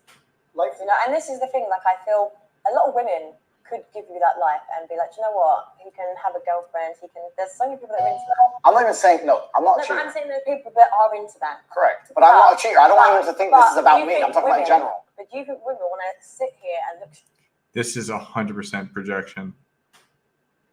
She is just she is looking at her past, and I mean, you can even see it in her eyes. Stupid. Like, I might think, do you know what? Actually, I'm listening to everything you're saying. I'm agreeing and I'm liking it. But then, if you've got me out here looking stupid because you might be in clubs with all these women around you, making me look like an idiot, do you think I'm going to tolerate that? No. When you have men like you have explained. This is an aggressive stance. Tate has never been aggressive with her. If you've noticed, like, let's pay attention to the lines here. So we'll pay attention to the lamps. Tate has never crossed his lamp. And if he did, it's just slight fingers. Mm-hmm. This is aggressive.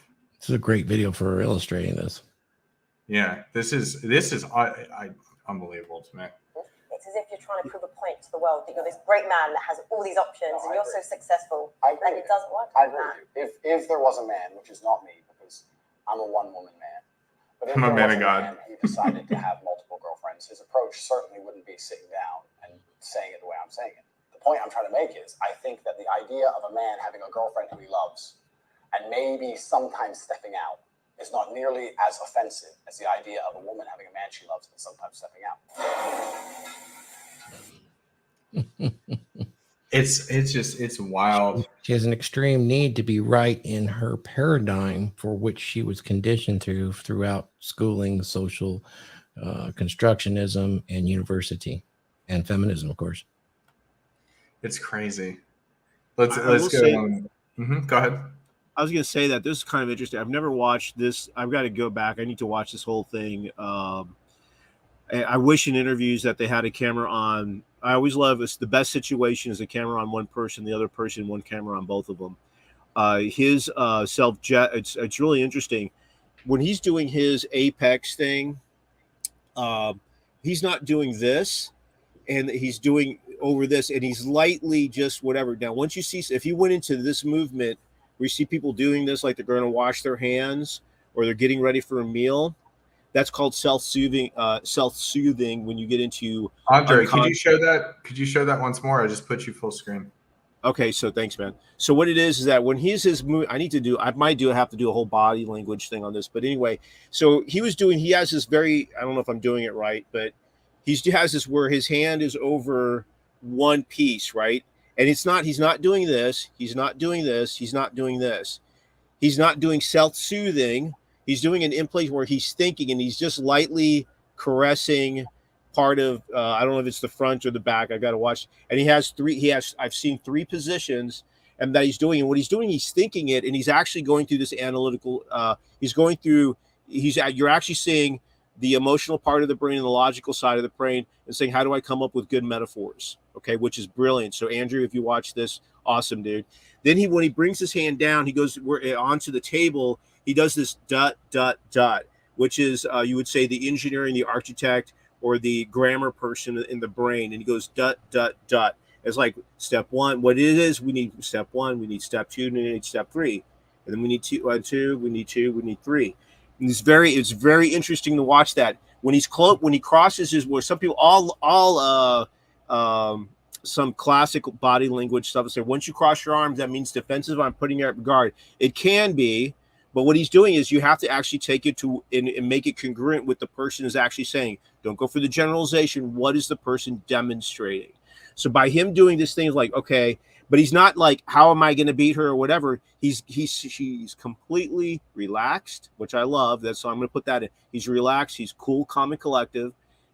And then he's going, okay. And you can actually see the logical and the emotional part of his brain demonstrating the frame and the message he's trying to get across. So like I just did my thing, right? That's how I do my logical and rational 1, 2, 3 is when my hands are separated 1, 2, 3. But he did it at least in this situation, he put his hands on the table directly and it was about 3 inches apart. He went 1, 2, 3, 1, 2, 3.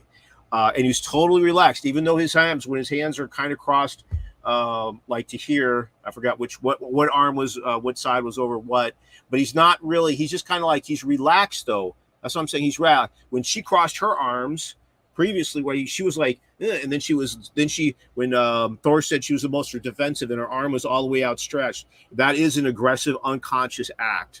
Okay, that is it's above a microaggression to a full-on aggression. Okay, so micro to maximum. So, I might even make an entire video on this. Is really good. So that's what I could do more, but it's basically that's the variation. It's very interesting to say Andrew Tate is not doing self-soothing. People that are really into the maximum, he's not. He's actually thinking. In his thinking, I can tell you is 1, 2, 3 next. 1, 2, 3 next. So there you go. It's brilliant. That is fantastic. Thank you so much, Andre.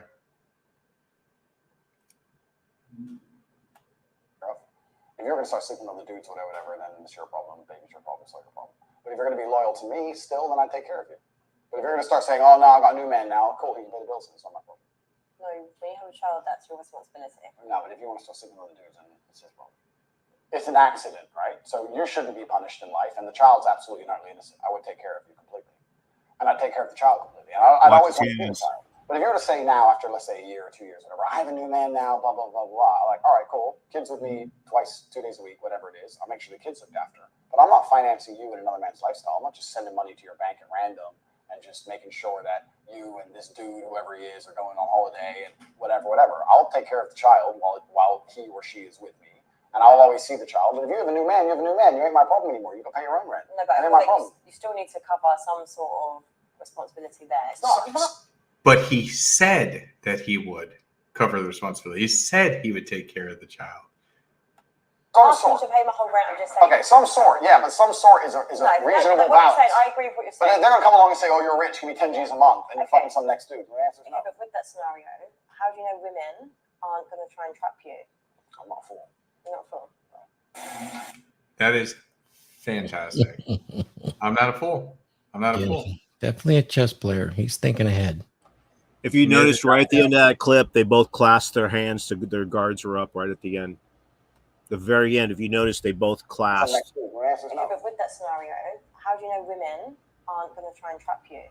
I'm not a fool. Yep, Clasped. I think it was her mimicking him. I do too. It could be, yeah. It's just wild because she literally is challenging him on the words he said. Like, no, that's what they said. I would take care of that. That blows my mind. Oh, look at I ERP. also Look go at ahead. the ERP Sensei's comment. This is true. Something that this is one of the big reasons that's not talked about why Andrew was taken off social media. He's holding them accountable for men and women and how things actually are, and that has not been done very often at all, But the way that he's doing it is important too, because he's not bashing them. He's not saying all women ain't shit or all women are 304s. Like he's not doing that at all. He's saying, no, this is a standard. Yeah. This is my standard. And this is a standard that I have seen be successful. And if men and women can't live up to this standard, that is a failure. They are failing.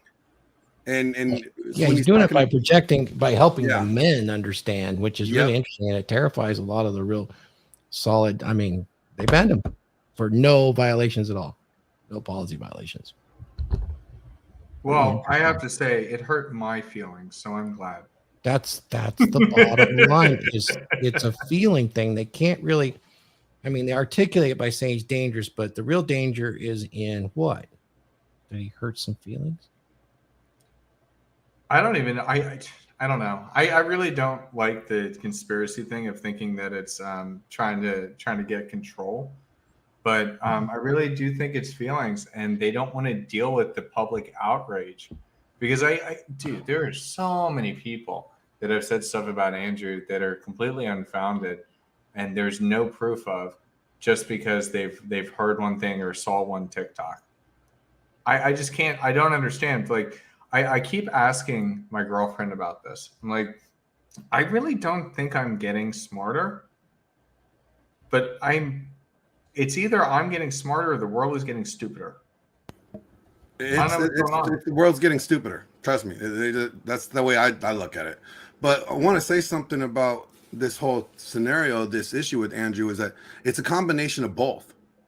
They don't like the narrative that he's saying because it's so counter to their narrative. And it literally, there hasn't been a guy that has been so captivating, so impressionable on young men and men in general in such a short amount of time, because he's not big in podcasting or social media. I mean, his Instagram was basically his cars and his house and shit. It wasn't like him coaching guys or saying anything.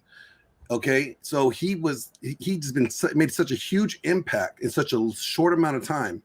And the woke narratives, the feminists were shooken.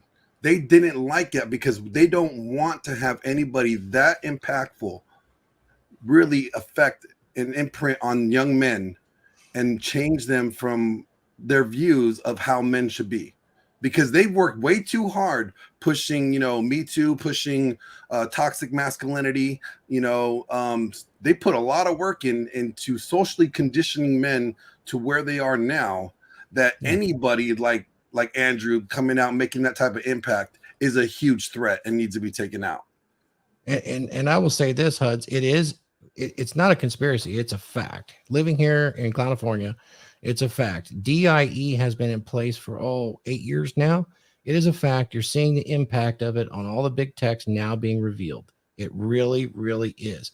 I will direct you to Rumble once again, where RP Thor has a channel. You'll see the Elders Council, the men in age of emotionalism.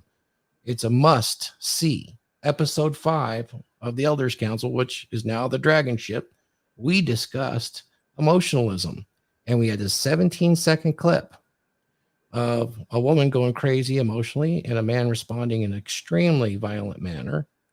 However, we got suspended for a week because of that clip. And yet, that clip was taken off YouTube and still stands on there today. I will say, if it is a conspiracy, it's not a conspiracy, it's a reality. And if it is a conspiracy, it is a conspiracy of popular culture, Marxism being ingrained into corporate culture, and a holier than thou attitude that places their class of elite above all others in what should be allowable. Yet, if they say it's okay to put a clip of man committing violence against a woman because that channel aligns with the narrative versus one that doesn't, and it must be removed, suspended, and punished because the message is slightly different. Yeah, but it's okay to have senators twerking in their bikinis on social media, because that shit right there, that's women empowerment. Get that vote with that ass cheeks. It's funny that you mentioned all this stuff. I was just looking into a story the other day, and while I don't exactly agree with the stance he was going or coming from, he made a really good point. And so I don't know if you guys know who Markiplier is. He's a large YouTuber, and this guy, he's black, and he got his video, like, whatever, restricted or something for playing a video game, just streaming a video game. And it's like almost the same footage, like the same like level or whatever the hell it was, as Markiplier did. And he went to repeal it, and then they didn't give it. And then he caused more uproar, and then they gave it back to him so it could be monetized. And then they realized, oh shit, this guy is actually talking about the fact that Markiplier had the same thing. We wouldn't repeal it, so we got to block them both now. So then they restricted both videos. And it's like, if your star player, let's say Markiplier is one of them, if your star player is making a lot of money on the platform, bringing a lot of attention, you're going to treat them differently than you're going to treat any Joe Schmo. Exactly as you're talking about, Thor, where this video exists on YouTube, but they punish you for it.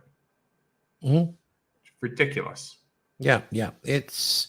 I'm really surprised, and if you don't think it's a conspiracy, how deep this support goes throughout, the government here in California and all the way to Washington. Is all of those companies are within 50 miles of each other, and they draw from the same pools across the nation for their leadership. And they do this. And yet, if you look at antitrust walls of the last century to prevent monopoly, if you view these as utility, if they become a utility in your life, these social medias and the applications, Uber, all of that stuff, the credit card most certainly should be a utility, right? Credit card processing, and yet you cancel somebody based on their speech. This would fall right into antitrust, yet nobody has offered any antitrust suits. I think the last one they did was Microsoft, and they basically beat it. So what happened with that?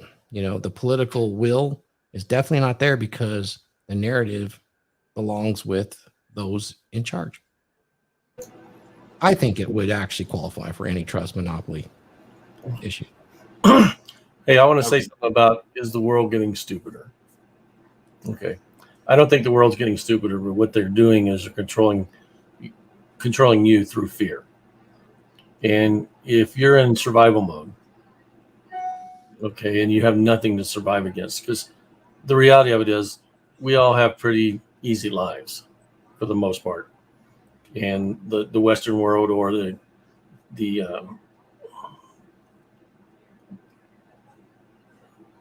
what do I want to say is the free world, and even in most of the communist countries, they have a fairly decent life. People aren't starving to death in the streets. You know, we're not being attacked every day. You know, that's changing. But if you're going to control someone, the easiest way to do it is to control their insecurities.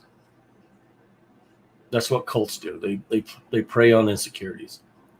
And that's what the social media is doing now. They're preying on your insecurities.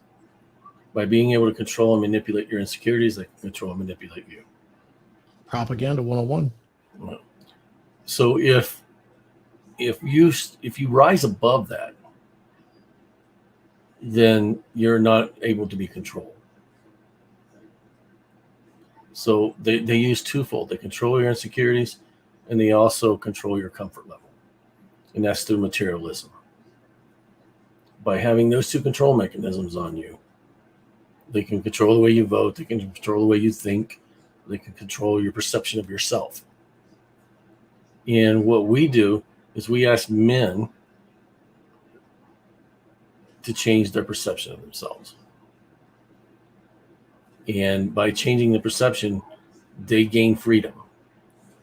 And that is the worst thing that anyone can do, is to gain freedom from themselves away from whatever the social narratives are, no social norms are at the time.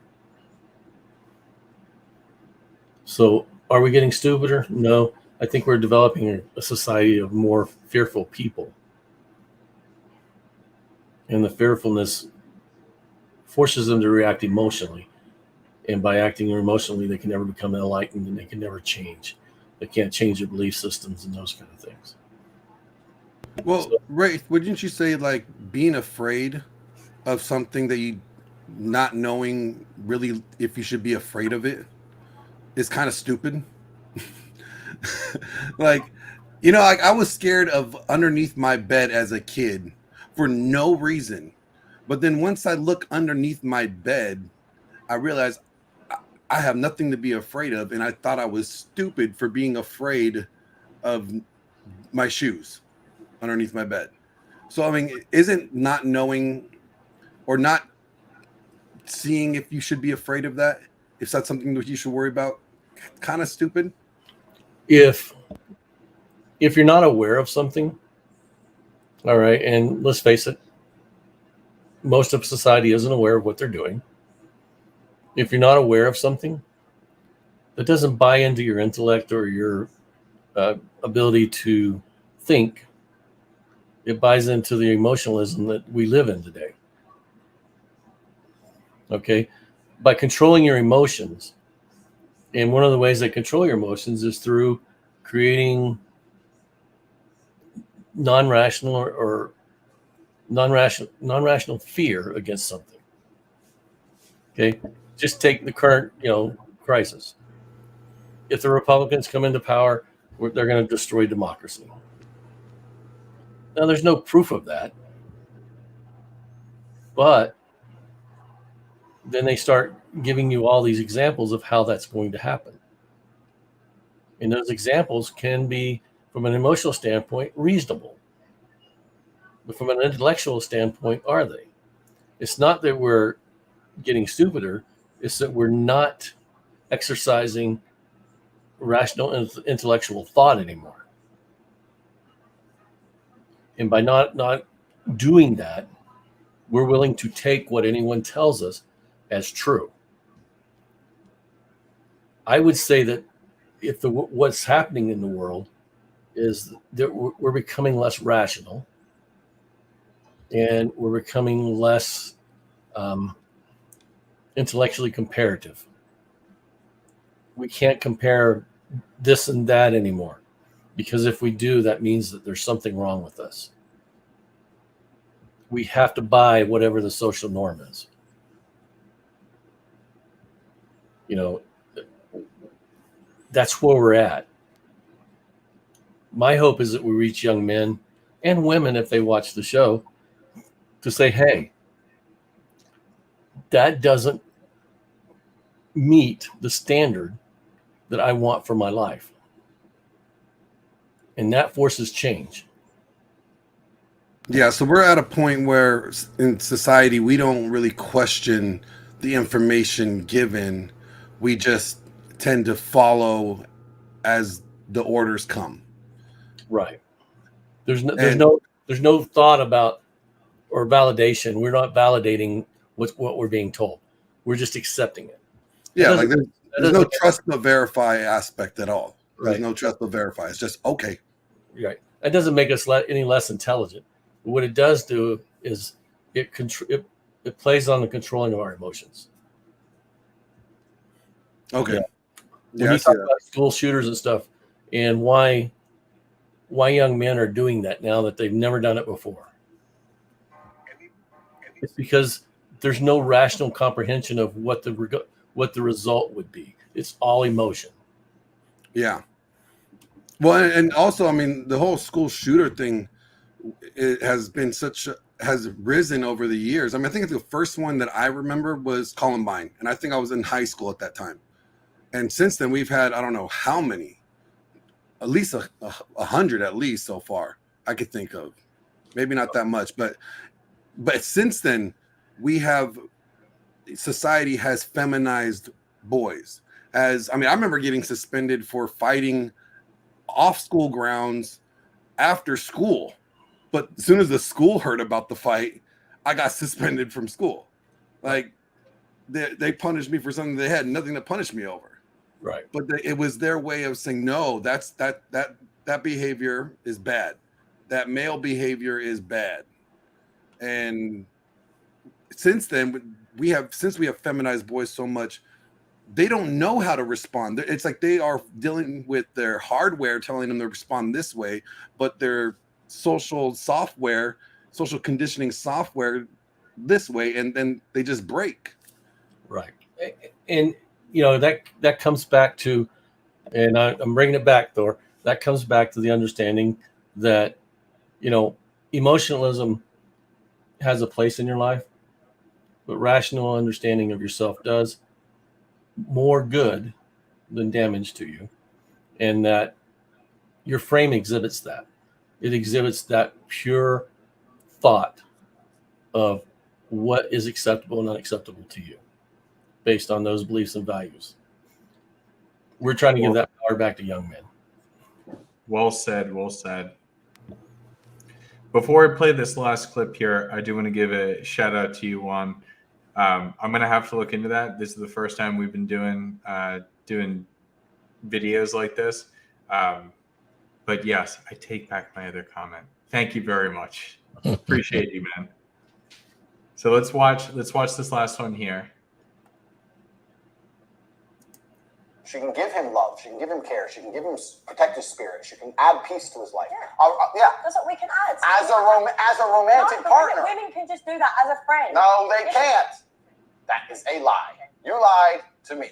A woman who is not romantic with the man cannot add genuine peace to that man's life. Yes, they Fucking can. lie. Yes, Lie. they can. Lying. Who are you lying to? Okay, but this is what I'm saying. But you just think women are only good for just if they're there sexually. It's not about being there sexually. Yeah, but it is because they've just a woman's job is to spiritually protect her man. I mean, you can do it with a friend. You can also do that. Listen, I pray for all of my friends. Your perception of women I pray for all my friends. is messed up because maybe it's just the certain women that you know. Stop trying to pretend I know bad women. No, but I'm saying, that's clearly what it is. That's clearly what it is. No, it's not. Because there's plenty of other good women, and this is why for me it's exhausting explaining this to you because there's so many good women. I can't obtain anything I'm interested in from a friendship with a female. It's no hard feelings to girls. I don't have any female friends, not one. It's just more because men would want to fuck their friends. Men do want to fuck their friends. That's a separate. Okay, so that's what. No. Okay, that's what it is really. No, that's a separate argument. That's a completely separate argument that we can go into if you. I hate when people do that and they just try and divert. Mm-hmm. It is I very feel bad with his female friend because if all these girls go, he's just my friend. Yeah, put on 20 stones, see if he'll talk to you. Fuck no. Oh yeah, protect your spirit when you're fat. Oh, you can't do it anymore. You lost your spiritual powers, now you're ugly. Isn't that funny? How that work out? It's bullshit, man. The man's trying to get laid, and the chick's enjoying attention. And I'm telling you that as a man, you obtain nothing from a female friendship. You obtain nothing but responsibility without authority. You're going to sit there and say, I'm her friend. I'm going to take care of her. I'm going to hang out with her. I'm going to take her to the cinema and buy her a ticket. She can go home with some other dude. Stupid. I'm not saying I won't be polite to be, hi, nice to meet you. Good to see you. Bye. I'm never going to be like, hey, let's go for dinner. We're just friends. Why? But friend dates is a thing. This is No, but this is what I'm saying to you because it needs to be normal. What do you guys think? He's speaking the truth, and this is why he's banned. He's speaking the truth, and they don't want to hear that. It hurts their feelings, and it takes that authority away that they've the power of their agency used to obtain resources without having, the responsibility and everything else that goes with it. This is how men think, of course, at the core level. Can they be exceptions? Of course, but this is where they think. This is where it goes. I got some questions. So, Raith, when's the last time you went on a friend date with a girl? Never.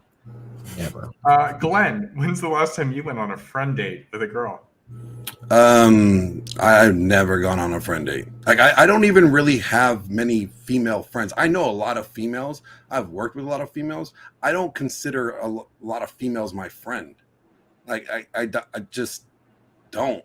It doesn't make sense to me. What about you, Thor? When's the last time you went on a friend date? Yeah, I don't. I have friendly female acquaintances or companions. That's it. There's no friendships like between men. But did you not listen to her? She said friend dates are a thing. Yeah, maybe when her and her girlfriends get together to get their nails done and talk shit, and go shopping, that's a friend date. No, she's saying friend dates between men and women are a thing, and she just doesn't understand the reality. And I can understand why he's getting so frustrated here. It's unbelievable. There's always, at least in male and female relationships, there's always one person who is interested in the other. Now, I have had and still do have some female friends because I genuinely enjoy their company. However, I know that they want to fuck me. Yeah. And I think that's the difference, and that's not what she's able to pick up on, and that's what he's trying to explain. And that's why it's like, oh my God, it's like blowing my brain right now. Well, I think he needed to explain it this way. If you explain it this way, it would probably be a little easier. Now, guys, have you ever been in a relationship and, there's a female that you work with and your significant other notices the way that female acts around you and is immediately like, be careful around her. And you're like, what are you talking about? We're just coworkers. There's not a big deal. No. Be careful about her. We're just friends. No, she's into you. Women even know. They do. They know that men and women cannot be platonic friends. It's not fundamentally wired. We're not fundamentally wired that way. So they know. They just choose to ignore it or deny it when it's convenient for them. It's a cognitive dissonance thing. Now, women know this. All of them know this at an intrinsic level or an instinctual level, that their only agency is their sexuality. They know it. So this is her really lying to herself, because it doesn't work that way, really. It's pretty amazing. But this is wonderful, because his response to it is exactly what we all know, and what people that actually deny it end up in the situation where the explanation to the male is, I don't know. I don't know what happened. I was drunk. He was hot. I don't know. It just happened. They can't even explain it themselves, but that's where it ends up. Is there any more of the clip you want to show, or is that it? I can play the rest of it. I don't know if there was anything else, but it's interesting. I mean, we're not even talking frame anymore. We're at the end where she's getting very combative, but it's still interesting. So let's play like another minute or so. normalize, because if you don't have any female friends, you're just basing all your philosophies on just women that you don't even talk to. Men who pretend to be friends with girls are just trying to get laid because there's nothing else to do with a friendship with a girl but trying to get laid. It's just some beta male bullshit trying to pretend to get laid. Okay, If they were G, they just. So I do, as I said, I do disagree with this because I have female friends that are interested in me and they bring some sort of value into my life. Try, she'd say no, and then move on with her life. Yes, they. Okay, I've got a long list of good male friends, so we'll just agree to disagree on this. Put on 10 stone and text them. Good luck. Yep. Yeah, put on 10 stone, then text them, see what. Ridiculous.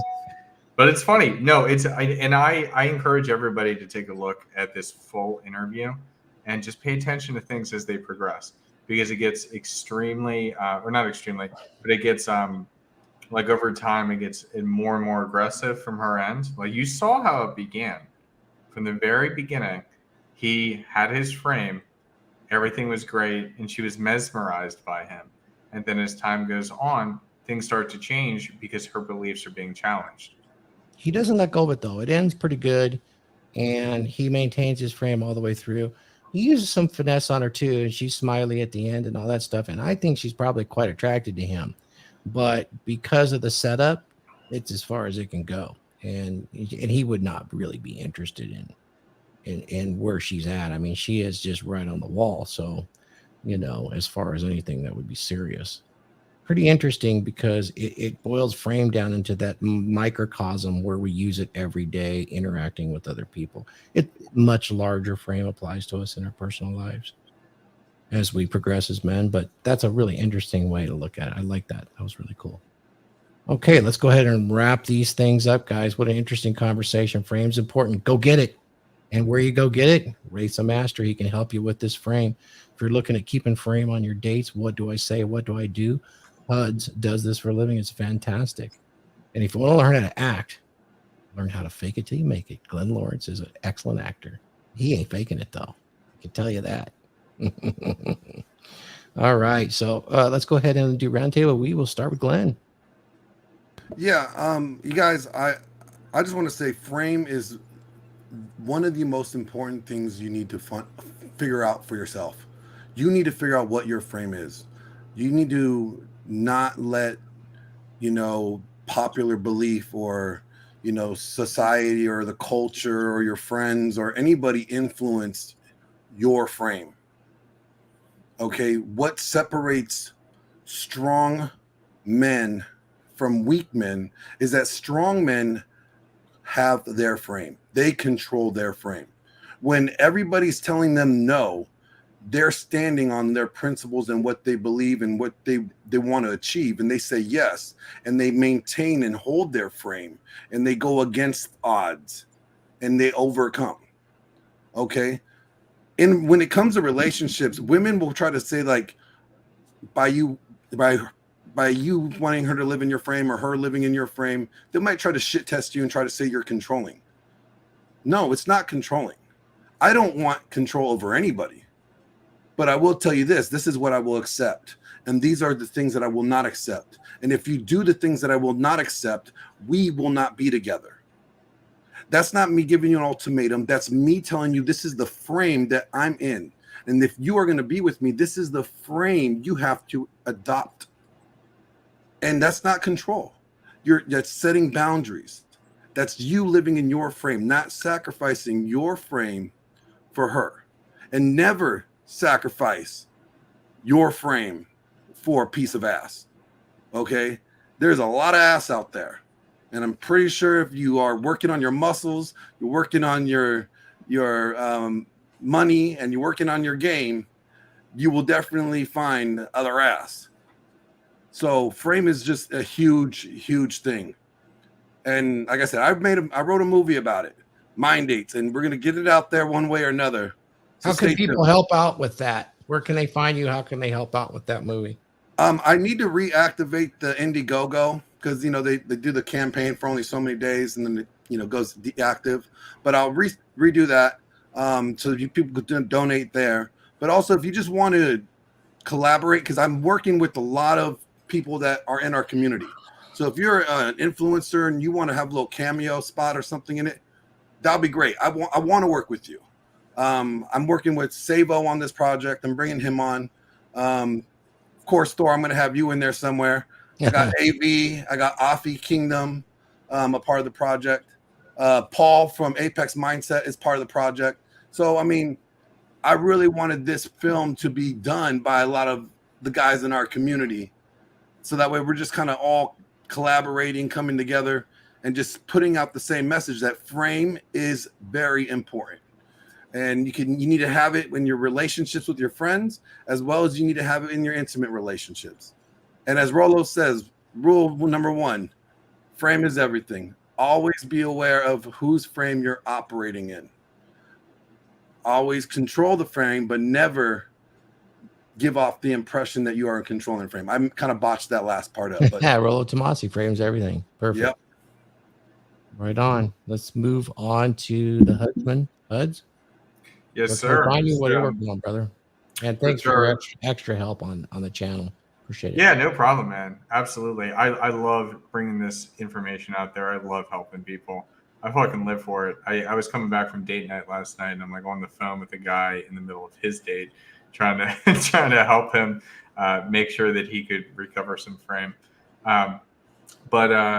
So my final thoughts on frame.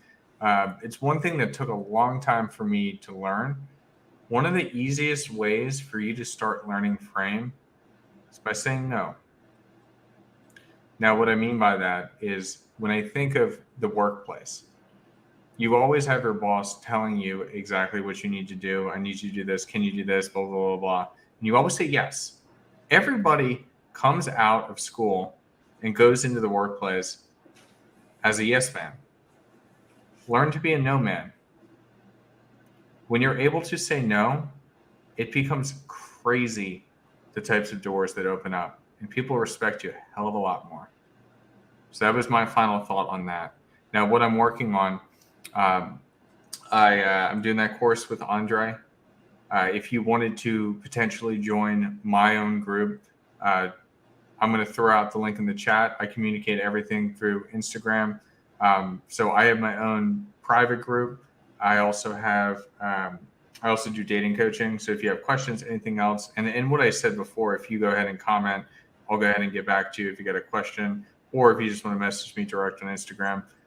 Outside of that, Thor's DragonShip, his monthly mastermind far surpasses mine. It is absolutely fantastic. We get you in there. We have a lot of different topics. Everybody gets a chance to talk. It is phenomenal. So thank you again for having me. You bet, Huds. Hey, was that no ma'am? Because I like that. Be a no ma'am. Is that? I think Al Bundy had no ma'am. Didn't he have the club no ma'am? I said no man, but maybe I slurred No ma'am? No ma'am. But that's funny. Instead of being a yes man, being a no man. Yeah, no ma'am. Oh my God. Well, that really. You're probably not old enough, but in the late 80s and early 90s, we had the sitcom called Married with Children, and Al Bundy, the shoe salesman, which, by the way, Andrew Tate was using that as his shit test pass. I'm a shoe salesman, right? Did you notice? He had a club, and it was called No Ma'am. So, excellent. You look it up on the internet. That'll be great. Thank you, Hud. You're awesome, man. Raith, where can we find you? You got your channel. You got your YouTube channel rolling now. Yeah, I do have my YouTube channel rolling. I don't know how much original content I'll be putting on there until I get up and moving with some other different things. As far as frame goes, guys, if you don't have self-respect and you're doubting, the decisions you make, you're not living in a strong frame. That's the best thing I can tell you. Having an ego and self-respect are different. Okay. Everyone has an ego, but if you're trying to pump up yourself through, an excessive ego, then there's something missing in your life. Okay. And that probably what's missing is frame, an understanding of you and how you need to interact with the world and how you want the world to interact with you. So, from that standpoint, I do think it's one of the most important things in life. I think it starts you down the path of self-awareness. And if you're, trying to find your true authentic self, you're never going to do it without frame. Yeah. So if you want to work with me, you can find me at Raith_Deantior on Instagram, Telegram, Facebook, and now in YouTube. So hit me up if you want to. And like I said, I do personal one-on-one coaching. I'm thinking about starting a group. If you're interested in that, hit me up on Telegram or Instagram and say, hey, I'd like to be a part of the group. I want to put the feeler out there to see where we're at and how much participation we can get. Because my time is valuable to me. I'm getting old, so I have to. What are you talking about? You look like you're 30. Yeah. It's the shock of hitting 30 causes all the white hair. Here's the thing, though. You got 45 more years to go. So I do. I plan on being around till about 100. So same. Fantastic, Raith. Your links are in the description, as well as the rest of your guys' Instagrams too. Any parting word, Raith, or was that it? That's it. Look forward to next week, and I don't know what the topic's going to be, but we'll be there. Okay, that sounds fantastic. All right, so guys, I want to kind of close this up. I'm going to share with you something right now. Take a look here, guys. This is becomedurable.com. This is where you're going to find RP Thor. Come to RP Thor, Become Durable. It's going to ask you if you want to join the newsletter that I never ever send out once yet, but I will keep it, and I will start posting a few things on there. Sign up for that. It's really cool.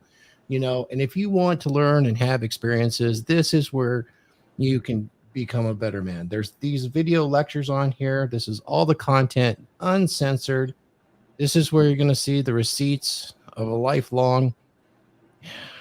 lived long and enjoyable. And you can see and you can learn what at least I've gone through the School of Hard Knocks. So we put these together for you here. There's some additional content here. You want to master yourself. There's principles of long-term relationship.